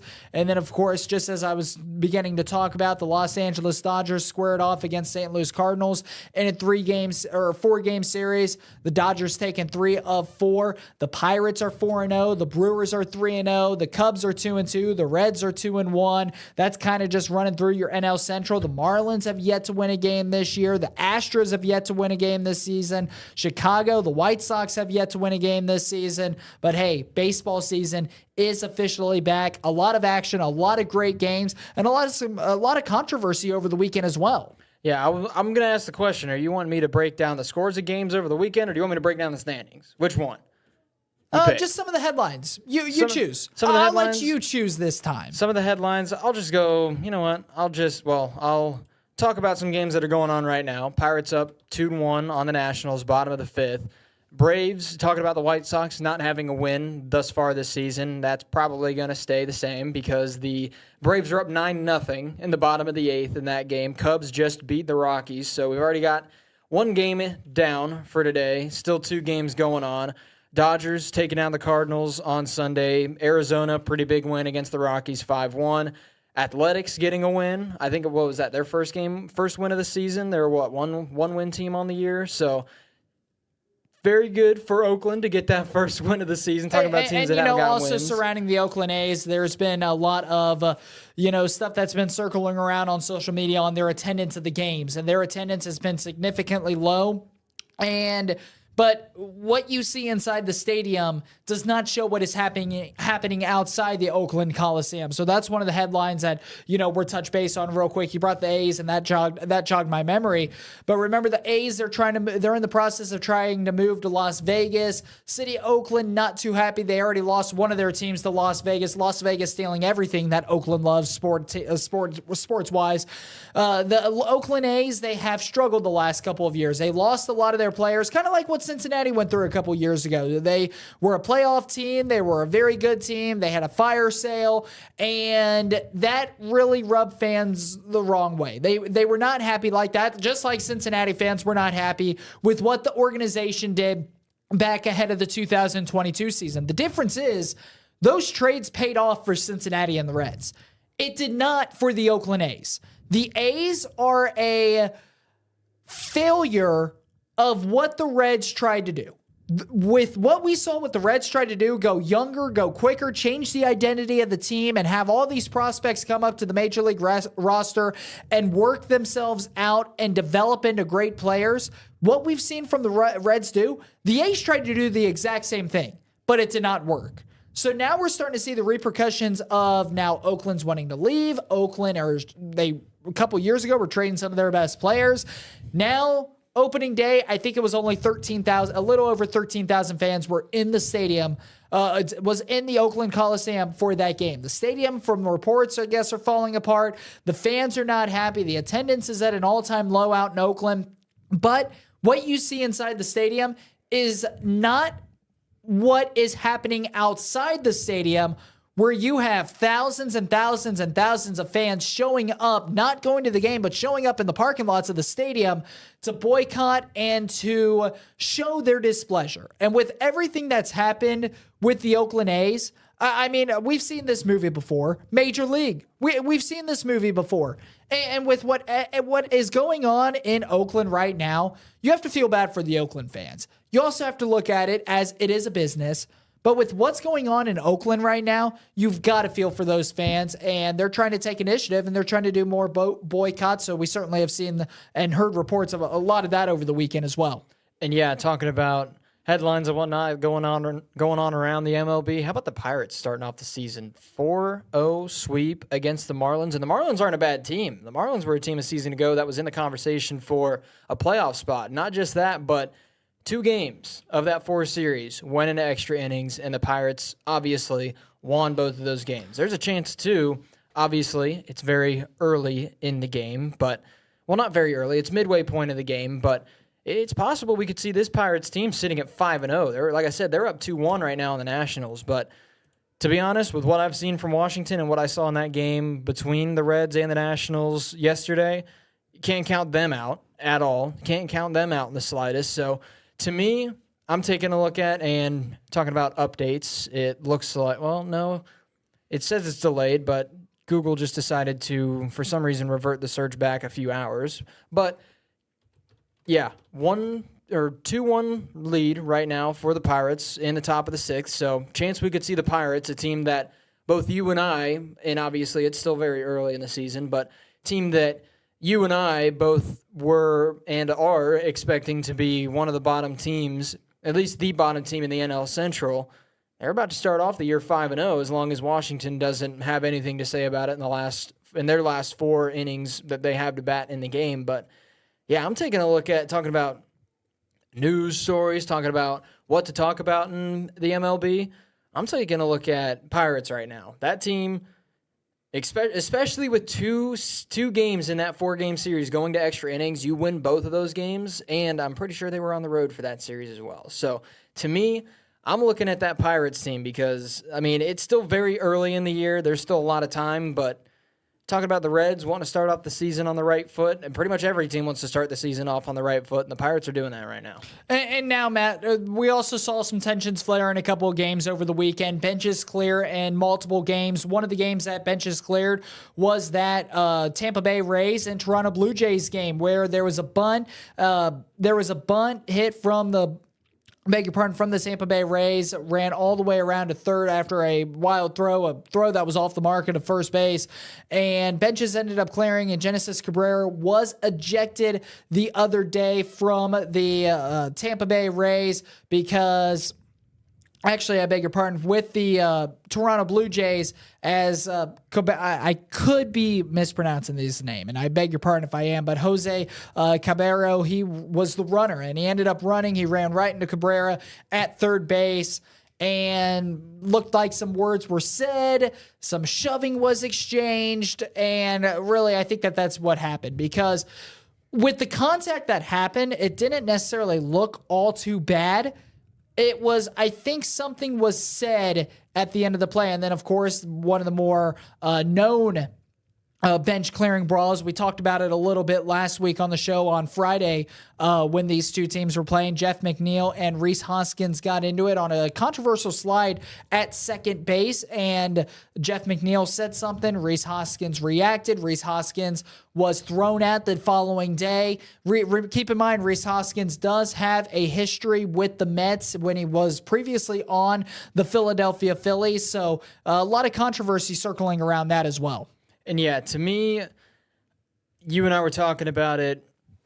You and I were talking about that slide at the break. To me, when it comes to breaking up a double play, and I'm not saying that there was any intent behind it potentially causing harm, but at the end of the day, to me, on that slide, it's like I was telling Jackson at the break. If it was a slide into the leg that was planted on the bag to try to break up the double play, I am A-okay with it because that's you trying to break up the play. That's you trying to break up the double play, and you aren't going out of your way. At the end of the day, you're not going completely out of your way to try and break up that double play. But with the fact that we saw that slide go into the right leg, to me, like I said, you're obviously going to break up a double play. You're not truly doing it to injure the player that you're sliding into, but if you're going completely out of your way to slide into the leg of a player who that leg isn't even it's not that the leg isn't near the bag, but that leg is not in a spot where if you slide into it, you're trying to slide into the bag. That's how I look at it. Obviously, it's a play to try to break up a double play, but like I said, if you're kind of going a little bit out of your way as opposed to sliding into the bag and maybe, like I said, clipping the foot that's planted on the bag to force the out, if you're sliding into that leg, you can't complain because at the end of the day, the fielder's putting his leg in that spot. But if it's the other leg that's out of the way of the bag to plant and throw with, that to me is where it gets a little bit questionable. Here's how I feel about it. It looks so much worse than what it is in slow motion. It looks so much worse. When you're going full speed, you don't necessarily actually, it's such a bang-bang play. So Reese Hoskins, as you're taught, a lot of people are saying that he slid late, whatever. Whether he slid late, which he obviously did slide late. I'm not going to deny that he slid late, but he was trying to break up the double play. That's what you're taught to do, and that's exactly what Reese Hoskins was trying to do, was to break up the double play. If it was meant to be malicious by any means, he would have raised that leg, and if he was out to hurt somebody, he would have gone for the knees. He would have raised the leg and tried to spike Jeff McNeil. It looks a lot worse than it does. It looks a lot worse than in slow motion than what it actually was. It's a bang-bang play. He was just trying to break up the double play. You said that he went for the leg that was planted, trying to throw the ball across the diamond. I think he was just trying to make a play. I think he was just trying to break up the double play. I don't think that there was any harm. I don't think that there was any intent behind it other than just trying to break up a double play, and that's baseball. Again, if he meant harm behind it, he would have lifted his leg up in the air. He would have gone for the knee. He would have spiked Jeff McNeil, and it could have been nasty. But unfortunately, that is what breaking up a double play is. A double play, Reese Hoskins, he never lifted the leg. He slid across the base to break up the double play, and that's exactly what he did. I don't think it was malicious by any means. I think Jeff McNeil certainly overreacted. I think that caused Reese Hoskins and the whole altercation afterwards to overreact and was blown out of proportion. If you go back 20 years ago in Major League Baseball, or even 10 years ago back in Major League Baseball, there were a whole lot worse slides into second base to break up a double play than what Reese Hoskins did there to Jeff McNeil. I don't see any harm behind it. Now, again, if he were to lift that leg and try to intentionally spike Jeff McNeil, yeah, we'd be having some problems. But he never did that. He kept his leg low. Yes, he did slide late, but he kept his leg low. He was just trying to break up the double play, and ultimately he did his job. And yeah, to me, like I said, looking back at it, to me, the other thing that it's because to me, I'm somewhat on the fence on the play because it's very obvious that Hoskins slid late. There's no denying that. When you take a look at the video, he slid right as his left foot got to the bag. So there's no denying that he slid late. But to me, if you make the argument that, it's to break up a play, why not when a catcher's throwing down to second? Why not have it be allowed that the base runner there, as opposed to trying to maybe slide around or slide in to get into second or third?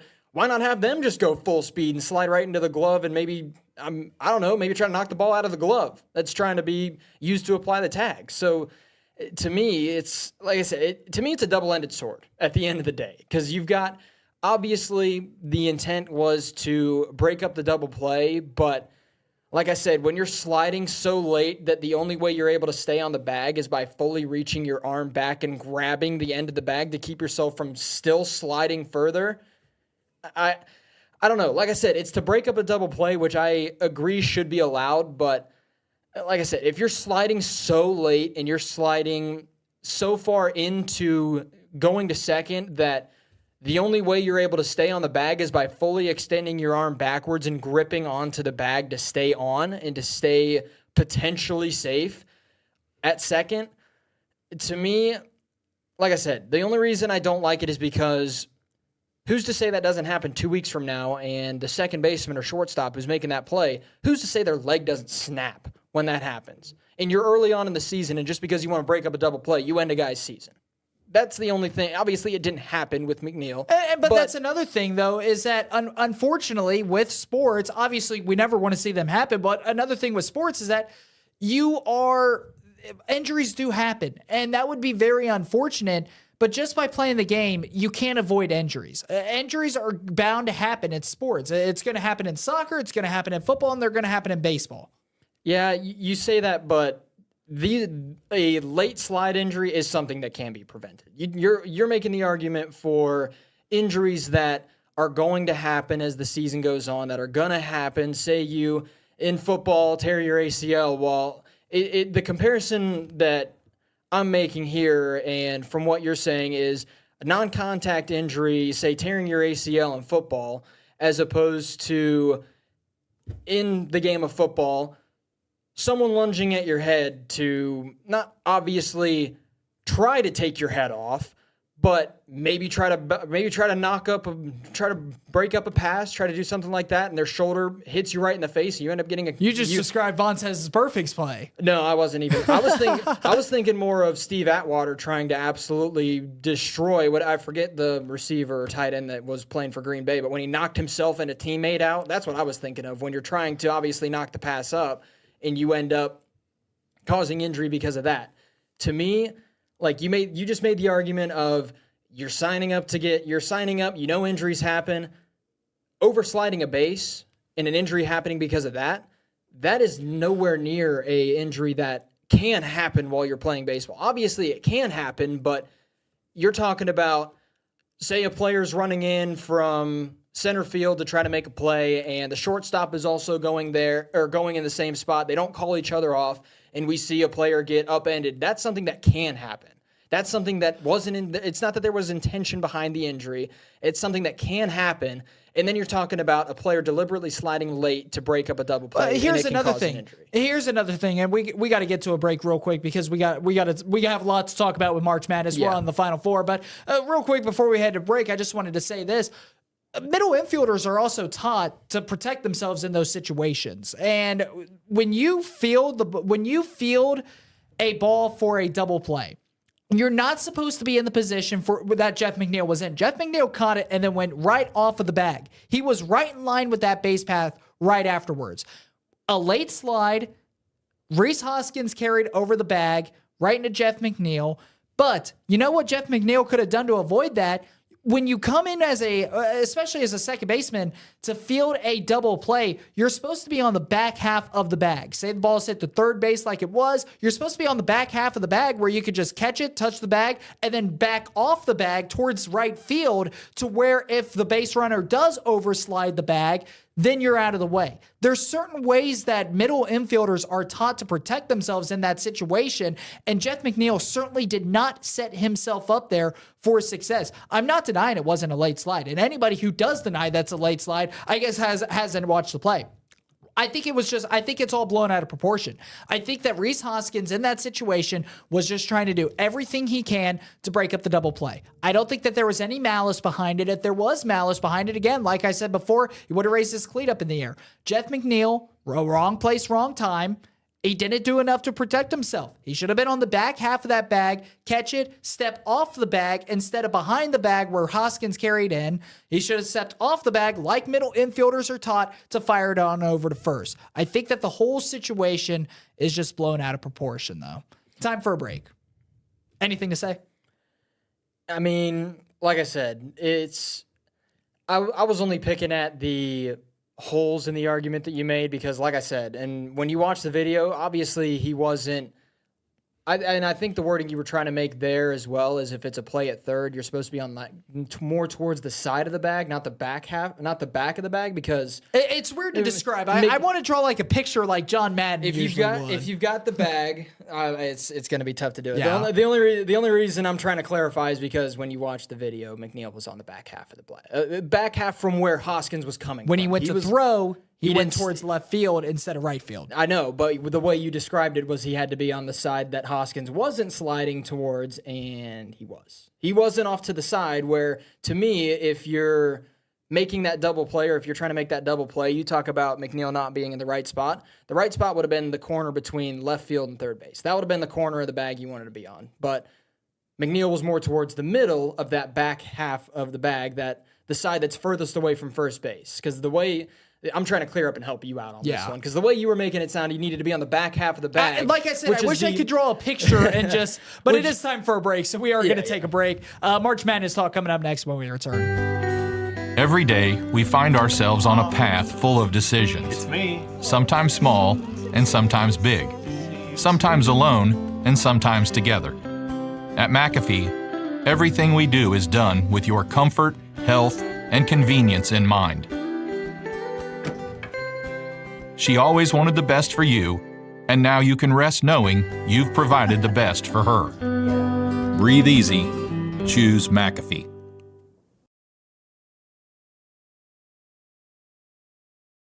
We love serving families our real family recipes, made fresh with quality ingredients.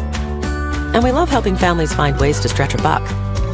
You see, we've always been about value, with coupons and money-saving offers, like the free pizzas you get with our buddy cards, making it easier for families to share a meal and a laugh. With flavors so good, the only thing left are the crumbs and the memories. La Rosa's, the real family pizzeria.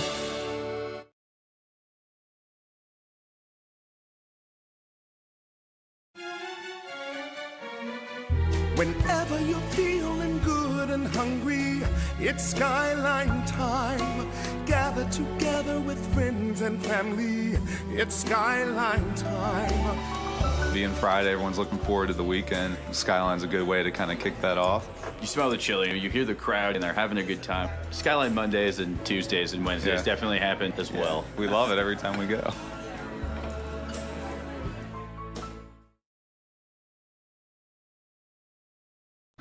I'm thrilled to be at Wittenberg at this time and place, as the university is perfectly positioned to welcome an esports program like none other.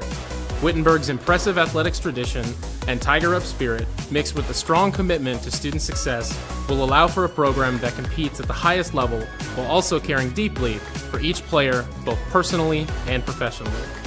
Esports at Wittenberg will not only be about gaming, but will also be about changing the game. Together, we will build a supportive, dynamic community as we bring our own distinct light to the global phenomenon of esports right here in Springfield, Ohio. It's time to Tiger Up. Let's go.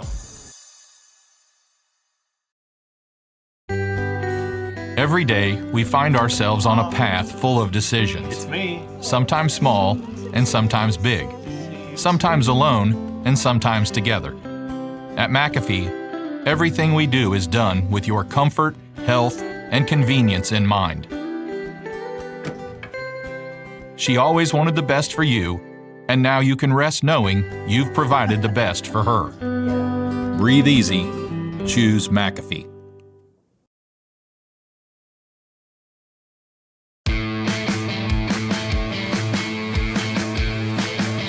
March Madness has continued. We are now through the Elite Eight as we welcome you back here to the TKDS Sports Network and Sports Now here in the Beaver Creek McAfee Heating and Air Studios, the TKDS Media Studios.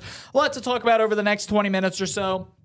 We're going to talk about what we saw in the Elite Eight, the teams in the Final Four. We'll take a break. When we come back, we'll talk about some of the things that have been going on in the women's side as well, such as the dimensions of the court not lining up like we were talking about at the beginning of the show. So we'll talk about that coming up here in the later half, or just a little bit. I want to say later half of the show, but we're already in the later half of the show. So, Matt, the Final Four is set. We will see NC State as they take down Duke. Their terrific run. They entered the ACC tournament as the 10 seed. And here they are in the Final Four. They will be going up against Zach Edey and Purdue, and the Boilermakers are red hot right now. And then on the other side, we will see UConn. What an incredible team that UConn has had, and what an incredible run that the UConn Huskies have had. UConn, Matt, as we talked about it, it seems like they are the team to beat between them and Purdue. the team to beat. We'll talk about that here momentarily, but they will be going up against Alabama. Matt, back on Friday, we talked about if we saw a UConn and Alabama game on that left side of the bracket within those regions, we both agreed that Alabama has the best chance of beating UConn. And the reason why we said that was because of Alabama's offensive firepower. It certainly can keep up with the UConn Huskies. Alabama, it's good. No matter what, this Final Four game is going to be high scoring. I don't think UConn's defense is going to hold Bama in check. I don't think Bama's defense is going to hold UConn in check. But when you look at Alabama and UConn, I think Alabama has a chance to beat UConn, the best chance that UConn has gone up against all year long, just because they can keep pace offensively, just because they can shoot. When you're talking about the Final Four teams remaining, I think that the two best teams and the best matchup we could see in the national championship a week from today is Purdue and UConn. And I think no doubt about it, no question, those two teams are the two best teams in all of college basketball this season. And yeah, I mean, you take a look at the top 25 for pretty much a majority of the year. There were pretty much three teams hanging towards that top spot. One of those three teams is no longer playing. That's Houston. The other two teams were UConn and Purdue. Those three teams were pretty much towards the top of the rankings pretty much the entire season.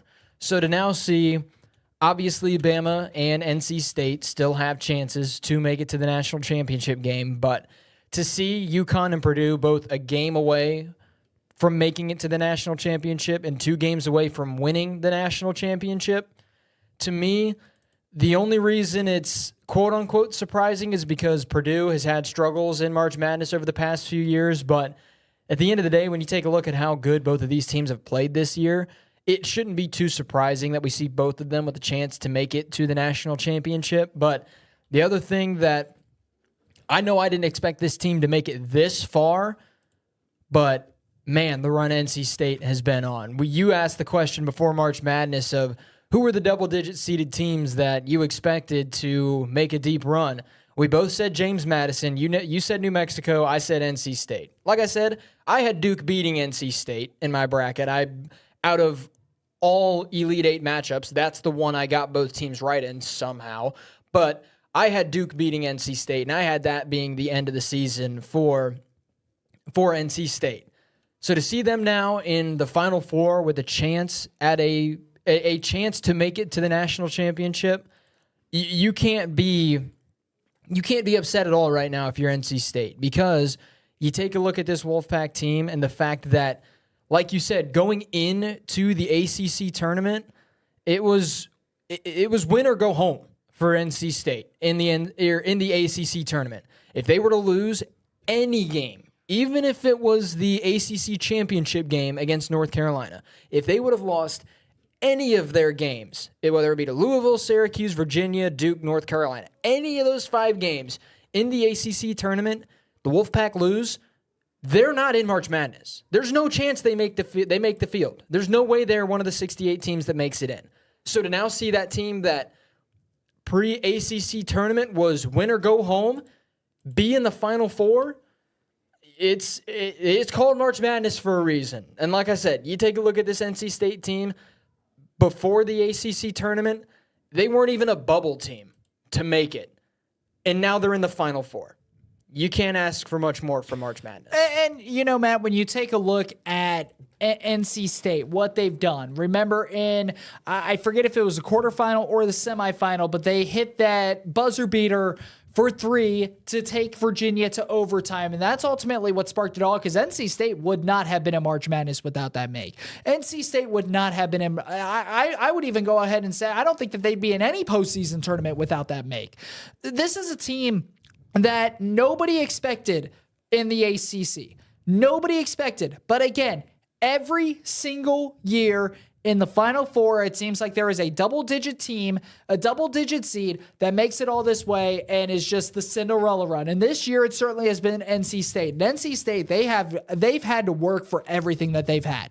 They've had the odds stacked against them, playing in a tough ACC conference, and then on top of that, being down quite a bit in that ACC. They enter the ACC tournament as the 10 seed. They end up winning it all. That was their only ticket to March Madness, was winning the ACC. Nobody gave them a shot to do so, but here is NC State, and here's the Wolfpack now going up against Purdue. Now, for the Wolfpack, we're getting to our predictions a little bit later on in the week, but Purdue, the Boilermakers, they certainly look like one of the top teams in college basketball. The reason why they are not the top team, in my opinion, is because UConn is still in. UConn, Purdue are the two top teams right now in college basketball. But then you look at Alabama, can they take down UConn? You look at NC State, can they take down Purdue? I think they can, but they have to play a near perfect game to do so.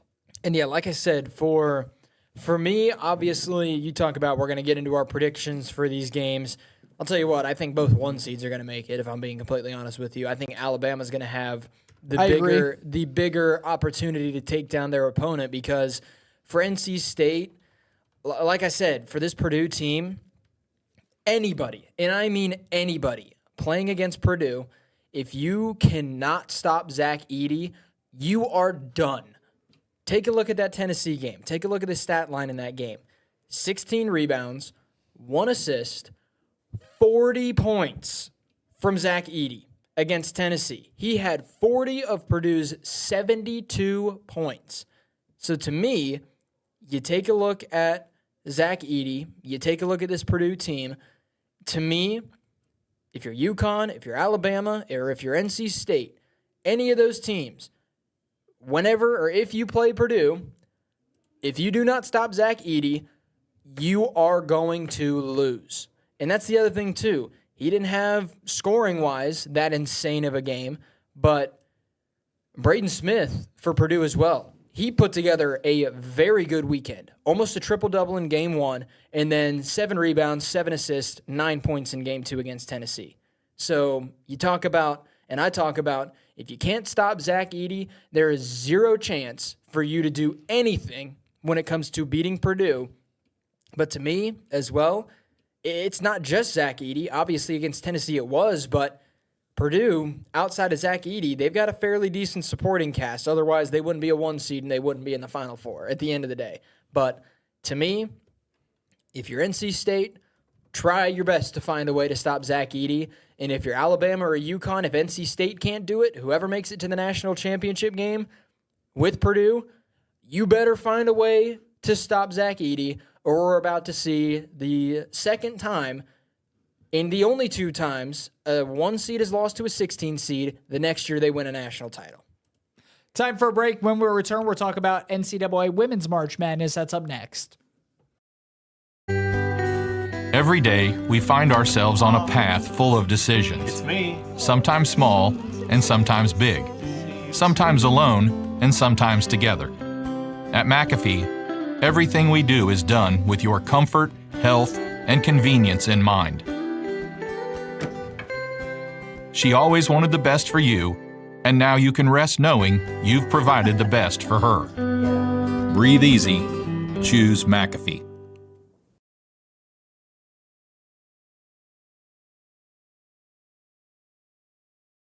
We love serving families our real family recipes, made fresh with quality ingredients. And we love helping families find ways to stretch a buck.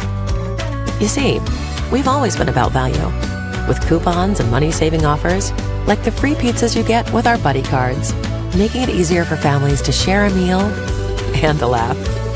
With flavors so good, the only thing left are the crumbs. And the memories. La Rosa's, the real family pizzeria.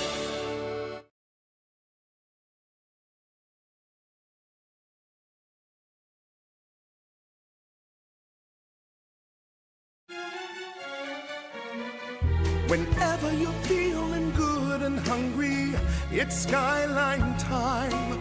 Gather together with friends and family. It's Skyline time. Being Friday, everyone's looking forward to the weekend. Skyline's a good way to kind of kick that off. You smell the chili, you hear the crowd, and they're having a good time. Skyline Mondays and Tuesdays and Wednesdays definitely happen as well. We love it every time we go.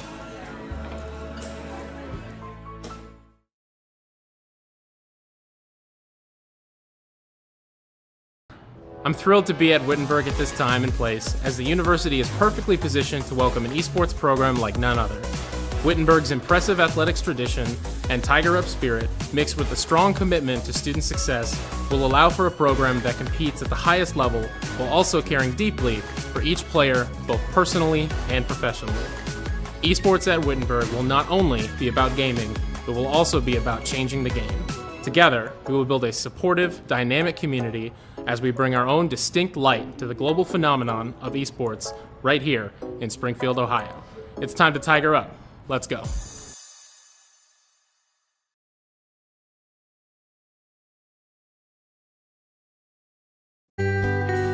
Every day, we find ourselves on a path full of decisions. It's me. Sometimes small and sometimes big.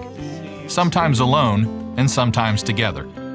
At McAfee, everything we do is done with your comfort, health, and convenience in mind.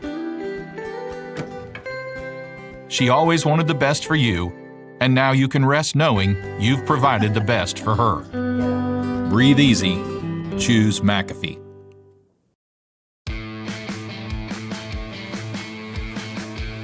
Jackson Lightcap alongside Matthew Pennington as we welcome you back here to the TKDS Sports Network. We wanted to talk about a couple things on the NCAA women's side for their March Madness. A lot of storylines. We just got done talking about NC State, their men's basketball team, where the women's basketball team, they knocked off Stanford the other day, and they knocked off Stanford, and then they knocked off number 1 seed Texas over the weekend. They have found themselves in the Final Four. They will be going up against South Carolina. On the other side, more elite games coming up tonight for the NCAA women's basketball. Number 1, Caitlin Clark, Iowa. The Hawkeyes will be going up against LSU, a rematch from last year's national championship. Remember, there were some tempers that flared in that game. There were it was a very controversial game, a very chippy game towards the end. A lot of talk and these are two teams that are going at each other that simply don't like each other, and they have a history playing. And then, of course, you're going to see USC, Southern California, taking on UConn in the Elite Eight with a chance to punch a ticket to the Final Four for the women's side as well. So USC and UConn will be playing later tonight at 9 p.m. as well. Let's take a look at that Iowa and LSU game. You have Angel Reese, the whole controversy after she won the national championship, looking at Caitlin Clark, pointing to her ring finger saying, "Ring me," and that didn't bode well with Iowa. And now you get to see these two teams meet in the same bracket, the same region, in the Elite Eight with a chance to go to the Final Four on the line. This game has all the makings to be a tremendous one coming up tonight. Yeah, and it's safe to say that both of these two teams, we talk about when it comes down, especially since we talk a lot of high school football during the football season, we talk about these teams just don't like each other. Well, Iowa and LSU do not like each other. There's no other way of putting it. They don't like each other, so the fact that we get to see this game be an Elite Eight matchup, there's just a lot going into it. Obviously, you've got the best women's college basketball player in Caitlin Clark going against a very strong LSU team. But the other thing, you talked about UConn and NC State both being alive. How funny would it be if we saw NC State UConn national championship for both guys and girls basketball? That would be, at least if you ask me. That'd be crazy. That would be pretty funny if you ask me. It would be pretty insane, too, because you would have, if that were to be the case, you would have UConn taking down either LSU or Iowa, and then NC State taking down South Carolina. Those would be two pretty big stories in and of themselves. But, yeah, talking about that LSU versus Iowa game, it's safe to say that I'm not saying it's guaranteed to get chippy tonight, but with what's been said and the atmosphere kind of going into that game, you get the feeling that stuff might happen. And not to mention, in yesterday's Elite Eight game that was held in Portland, Oregon, put on by the NCAA, hosted at the Trailblazers Stadium. I do believe that's where the game was hosted, but it was in Portland, Oregon. Huge stadium, hosted by the NCAA. Elite Eight game, a high-state game. We saw the dimensions of the NC State and Texas game miscued. The three-point line on the right side of the court was correct, whereas on the left side of the court, it was about a foot shy, may have been a little bit more shy than regulation. And both teams, they ended up deciding to play on it. Both coaches and teams agreed that it was okay. And I mean, you are switching ends of the court at least one time per quarter. So at the end of the day, it shouldn't make that much of a difference. But at the end of the day, put on by the NCAA, a trip to the Final Four on the line, an Elite Eight matchup, held in a tremendous venue like this, a high-state game. How does that even happen? I couldn't tell you how it happened. It's odd and it's insane that it even happened in the first place. But like you said, it's crazy that it happened. But the fact that both teams obviously agreed and decided that, yeah, it's okay if we play on this floor. And like you said, you're switching sides of the floor, so it's not like it helps one team more than the other. So at the end of the day, it was very obvious and it made sense that both teams agreed, and it was fine that both teams agreed. But like you said, this is an Elite Eight matchup with a spot in the Final Four, and it's a chance that one of these teams can go on a run to get to the national championship. This is one of the biggest games that you're going to have in women's basketball all season long, and you mess up the dimensions on the three-point line. How does that happen? Yeah. Well, nonetheless, alongside Matthew Pennington, I'm Jackson Lightcap. Tomorrow's show from 4 to 6 is up in the air. We are expecting some pretty bad weather. Some pretty bad thunderstorms. So nonetheless, bear with us. Make sure to follow us on all social media platforms. We'd love to have a show, but they're calling for tornadoes and bad thunderstorms. We don't want to be trapped in the studio, and we don't want to have all the personnel trapped in the studio when it's blaring outside. So TBD on tomorrow's show. We hope to have one, but weather dependent. Alongside Matthew Pennington, I'm Jackson Lightcap, our producer, Kevin Fowler. Thanks for dealing with us. We'll talk to you next time.